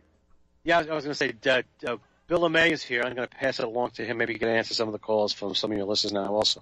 Give a different point of view except for my own. Well, Rick, you were great, and thank you for coming on and telling your story and living with this for 50 years, my friend, and looking forward to seeing you tomorrow. Thank you very much. I'm going to pass this along. Thank you, and thank your audience for supporting us. I really appreciate that, and so does the crew. Thanks. Hi, Dave. Hey, Billy, how are you? I'm fine. How you doing? Or should I say Mickey? Mickey's fine. All right. Well, let's go right into some of the remaining calls, and then we're going to get into your story because you have a fascinating story, Mickey, that the listeners, they can read about it in the book, of course, but they can hear it right from the horse's mouth. So, Mike, can we get, you got John back from Texas. Can we get John and then Ramsey from, looks like Canada? Hello. John, are you there from Texas? Yeah. Can you hear me? You loud and clear. You have a comment or question? Okay. Yeah. Hi, guys. Hey, I have a question. I don't watch TV or the movies, but I'm looking forward to watching this movie. I have a question. Can you elaborate on the story regarding Johnson when he said he wanted to sink that GD ship to the bottom? And I'll take my answer off the air. Thanks, guys. Yeah, well, that's one of the things that people want to believe that Johnson said he wanted to see the ship on the bottom. I couldn't get any verification that he actually said that. Although there definitely were some people in the intelligence community that had voiced the opinion that they would hope that the Liberty sank on its way to Malta because it was an embarrassment. What Johnson actually said was that he ordered the planes back, which is a complete treasonous disgrace.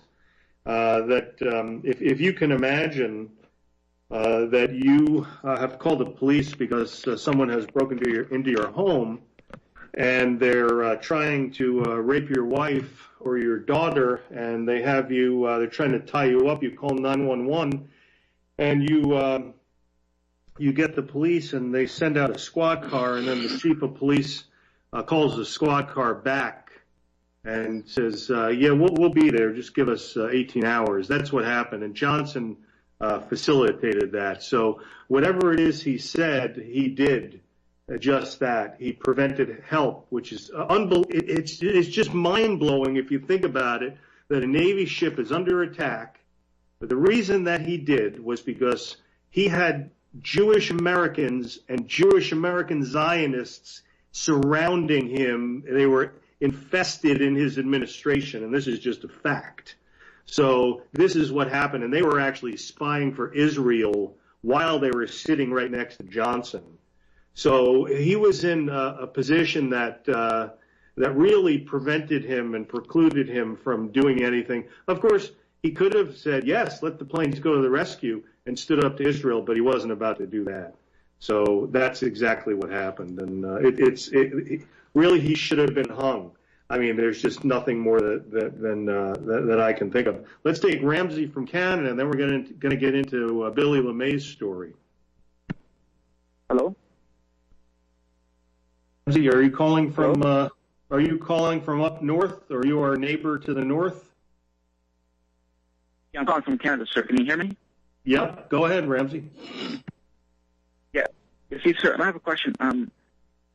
Did Israel Israel contacted the Jewish lobby prior to the bombing of the Liberty? Am I right?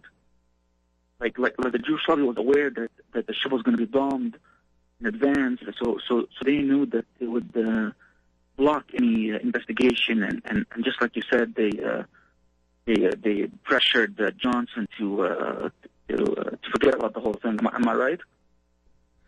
Well, nobody's saying that first of all, the Jewish lobby, that's an anomalous term, but what happened? The facts are that Johnson surrounded himself with American Jews whose loyalty was more to Israel than to the United States. The attack on the Liberty, it is believed, because the United States, another disgraceful part of this whole episode is that the United States never attempted to interview anyone in Israel about this. That's like, a criminal attacking you and you not going to the criminal and asking them or interrogating them. Another total treasonous disgrace. It's believed that it was Moshe Dayan who hatched this plan, and there's evidence of this, CIA evidence of this, and that he wanted to sink it because he didn't want the Liberty listening in to Israel's illegal land grab plans, their massacre of the hundreds and hundreds of Egyptian prisoners of war, and also I just was informed of the torture of Egyptian wives, some of them pregnant. So it seems like these people will stop at nothing to get what they want, and a lot of people say that has to do with how they're taught, in the Talmud, and it seems like that's the case. Hey, but sir, yes, go ahead. See, sir, I know that Moshe Dayan and these people, but see, so my question is, did Israel inform the lobby before the bombing happened?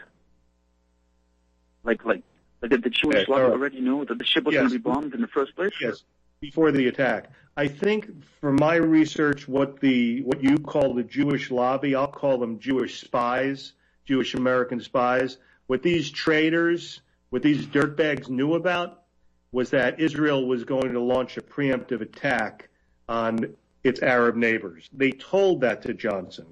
Johnson was under extreme domestic political pressure because of the Vietnam War and because of the American Jews who played a big part in opposing the Vietnam War. In fact, they were so prominent in opposing the Vietnam War, there was a pin out during that time that said you don't have to be Jewish to be against the Vietnam War.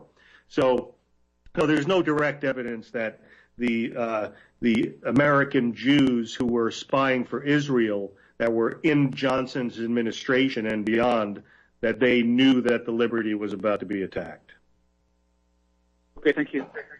Yep, sure. I think that was the last caller for now. Mickey, thanks for waiting so long. No problem. Why don't you tell the listeners, what happened that day? Of course, I know, but you were actually you were up on deck, and you were at, I think, the highest point of the ship, and you were doing something with a light up there, a searchlight. Why don't you start with that? Tell listeners what happened and how you came to, because you were actually the first person on board the ship, I think, that saw the attacking jets. That may be true. I know I just got up what we call the 04 level, where the carbon arch searchlight was, and I was going up there to check it to see if it was still working. And as I arrived on that top platform, I noticed a fighter. It was black, unmarked, going along the same way the ship is, and there was a lieutenant on up there identifying the planes as they flew over. So I turned and told him, I said, "Sir, did you see that fighter?" And he goes, "No, where is it?"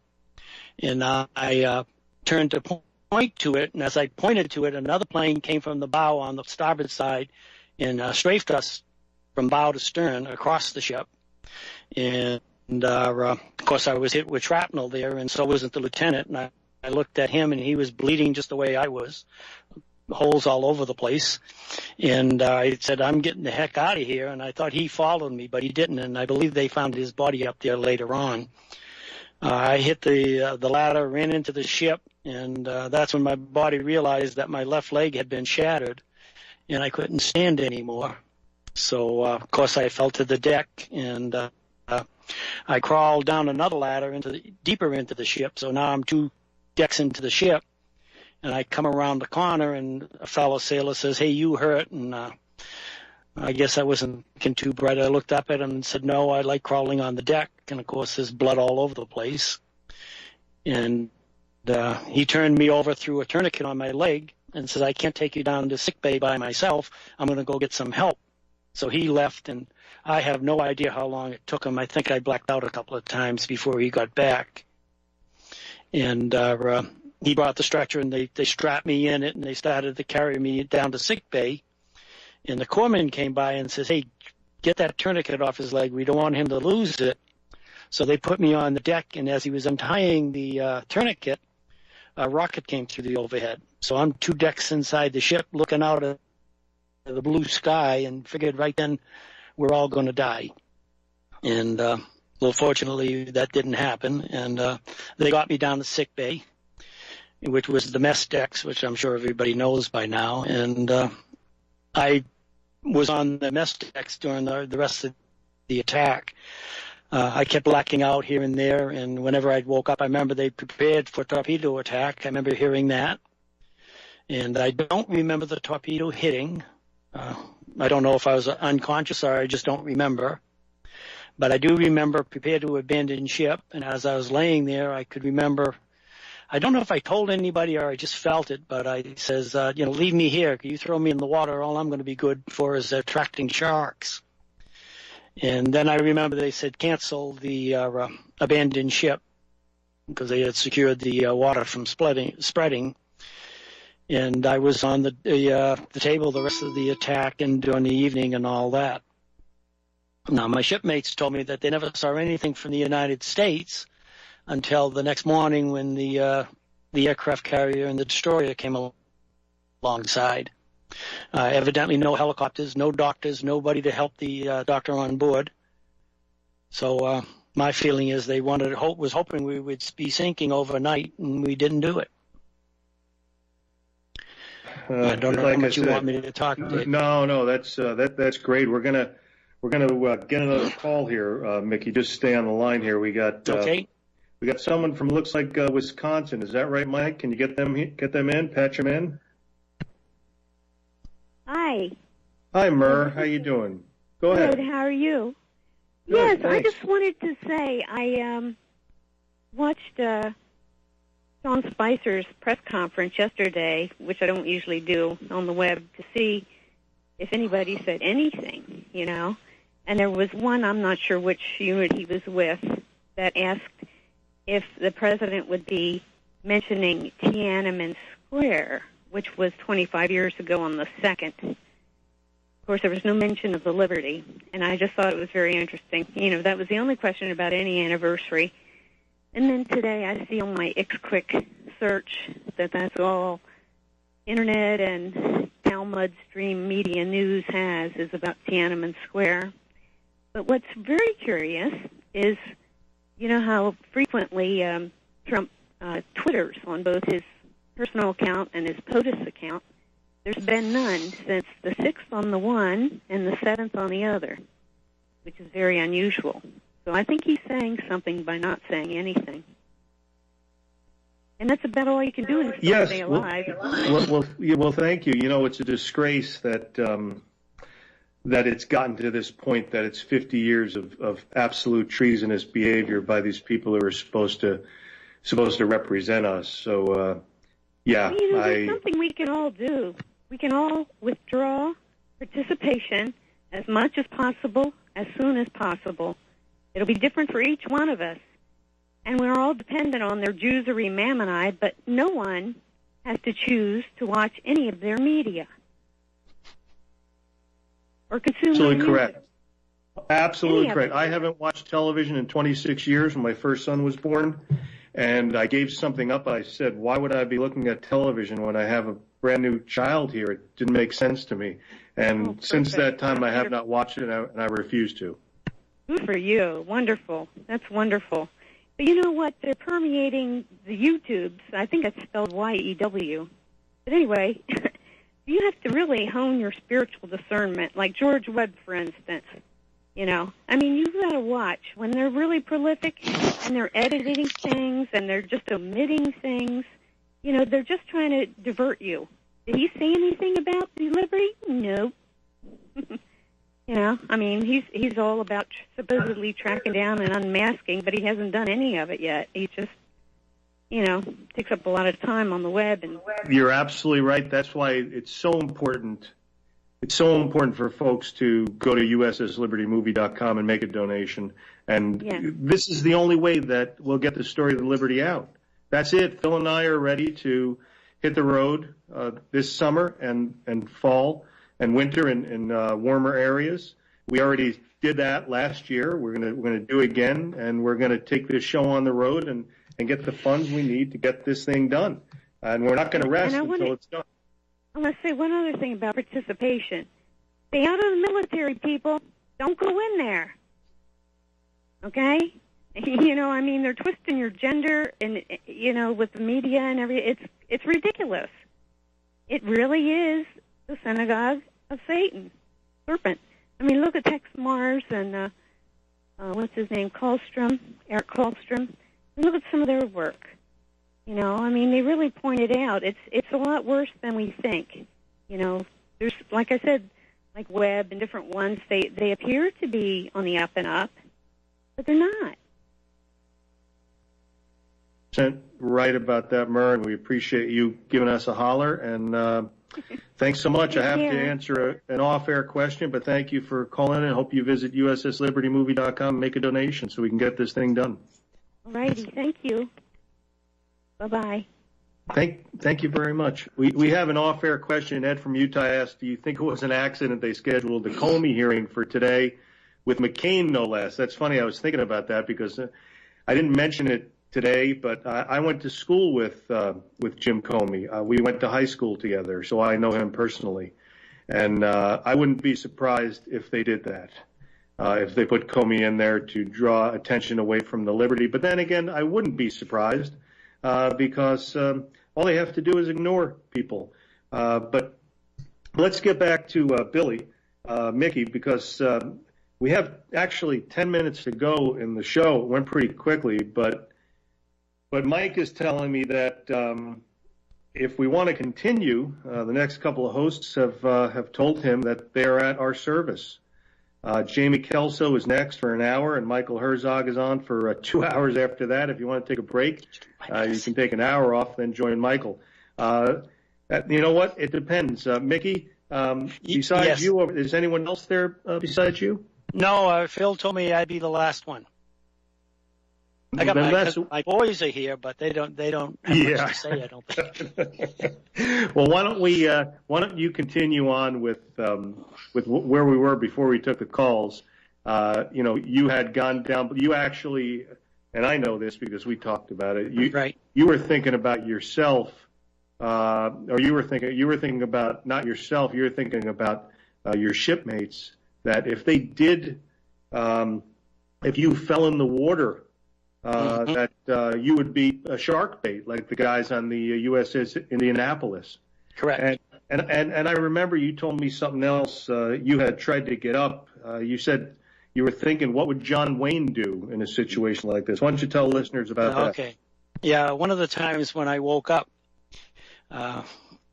being the crazy kid I was, that if John Wayne was in my condition, he would have gone to his duty station and served it. I was in charge of the electrical department, and my duty station was the generator room, just above the engine room. So I tried to get up, and of course I fell on the deck, and a couple of my shipmates told me that they found me on the deck and didn't understand why I was there. I just told them, yeah, well, that's what John Wayne would have done. He'd go to his duty station. You got to do your job. And, of course, the rest of the guys did their job above and beyond to keep the ship afloat. And there was another incident later on, too. I don't know if you remember, Dave, that I was telling you that somebody came by and stuck a cigarette in my mouth. And I've never smoked in my life and still haven't. So, again, I'm laying there and I'm thinking, what the heck did they do in the cowboy movies? When they put a bullet in the guy's mouth, you bite on it so the pain doesn't seem so bad. And I chewed the heck out of that cigarette. Yeah. I remember that, Becky. I remember that. Yeah.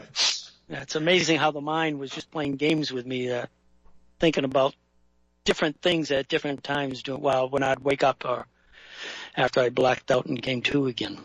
Yeah, well, you were, like you said, you were in charge of the electrical department. You were only 22 years old, right? Correct. Yes. I was 22 years old, and at that time, E5, and we were supposed to have an E6 in charge of the electrical department, but it didn't happen that time. So there was a person in the communication sections that was E6, and they actually put him in charge, but he only knew communications. I was the one that was responsible for the electrical. And luckily the guys that I had and the captain had trained us all good enough that they knew enough, somehow knew I was hurt, and one of my men went to the engine room, the generator room, and took my position, and then they had somebody take his position where he was on the emergency generator. And because of that, they kept the ship going. And that's why we're here today, because the ship didn't go totally dead in the water for any length of time. A lot of people are saying that, there was some divine intervention. I don't know, but whatever happened, thank goodness it did, and thank goodness, you guys are there to tell your story. And how is it hanging out with the guys after all this time? It's real great. It's great to see these guys, and I'm here today because they did what they had to do. In my opinion, every single one of them's heroes. I was a burden, unfortunately for me, that I couldn't do my job and help them out. But every one of them did above and beyond to keep that ship afloat. During the war, it didn't take much to sink a Liberty ship going to Europe or coming from Europe back to the States to pick up supplies. And for some reason, that ship didn't sink. And you can call it divine intervention. I believe there's something that was watching over me and the rest of my shipmates that prevented that from happening. There's a whole lot of things I could tell, but there isn't enough time for me to go into detail why I believe that happened to me. I told you about my weight before the cruise before and what it was after it, which was I was 125 pounds. Me and another skinny guy went down to the gym and we worked out, and I went up to 160 pounds, bench pressing 214 at sea, which isn't an easy thing to do. And when I was hurt, I actually went from 160 to 75 pounds before I started gaining weight again. So there's got to be something watching over me to keep me here today. Yeah, well, like I said, whatever it is, thank you for doing that, and thank you for coming on, Mickey, and telling your story. And folks, you can read all about what Mickey has just talked about in Erasing the Liberty. And the way to get it, and I'll say it again, is go to USSLibertyMovie.com, and there's a bunch of buttons up there, a bunch of tabs, and you'll see that the trailer is there. It's a great trailer. It's only about 2.5 minutes long. It was filmed on one of these Victory Holt ships in Tampa, which Mickey, you've been on that yes, one, I have. believe. Mm-hmm. Yes, I have. Right, and also there's the About button, the Donate button, milestones, contact. Click on the Donate tab, and you'll see the various ways that you can donate to the movie project. Like I've said before, we're not doing this to make any money. I'm not. Phil isn't. Billy, Mickey, you're not on here because we gave you something to come on and talk about this.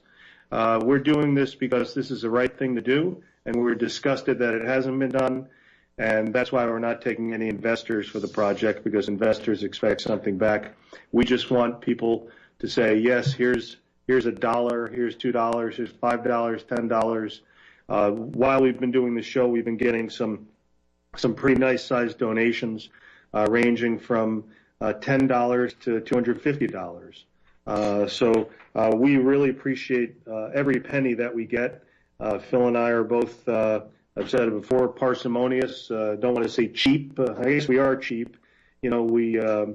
We make sure that every penny that is sent to us is used just for that purpose, to get this movie out. And the money just sits there until it has to be used, whether in the form of buying books or hitting the road, which we're doing now and which we're about to do this summer. So, Phil, Mickey, thank you for coming on. I appreciate it. And like I said, I'm really looking forward to meeting you tomorrow. And if Phil's over there, if you could hand him the phone, that'd be great. You want Phil here? If you could, thanks, Mickey. Okay, yeah, one of my boys are going to go get him. And, okay. He should be here momentarily. Oh, he's. Oh, sure, of course. Gentlemen, incredible show. Thank you, James. Thank you. This is James Kelso. And I'll tell you, I offer you anytime you want to come on the air with your story, just as John Stapmiller offered you his hours today, my show is always available. So anytime you come up with something, just tell the board ops, tell John, and he'll pass it along to me. But you're welcome to any of my hours. I have 8 hours of radio each week. Well, that's very nice of you, Jamie, and we will definitely take you up on that. Because what you did, what you are doing, the movie, and then all the rest that you're doing, you're, you say it much better than I do. That's why you ought to be on the air. It's, you're preserving for all time the truth about your story, which otherwise would be going into the memory hole. Yes, we're not going to let that happen. We are not going to let that happen. I can guarantee you that. Well, thank you, Jamie. Well, thanks you so much. Phil Turney here. Thank you. Go ahead. I'm sorry. Phil Turney here. Thank you. Go to USSLibertyMovie.com, please. This is William, hopefully your favorite videographer from Two Hats Publishing. I hope you enjoyed this video. If you like it, please leave comments below, or like, follow, or subscribe to us and get notices of all our videos. We love it, even when you call.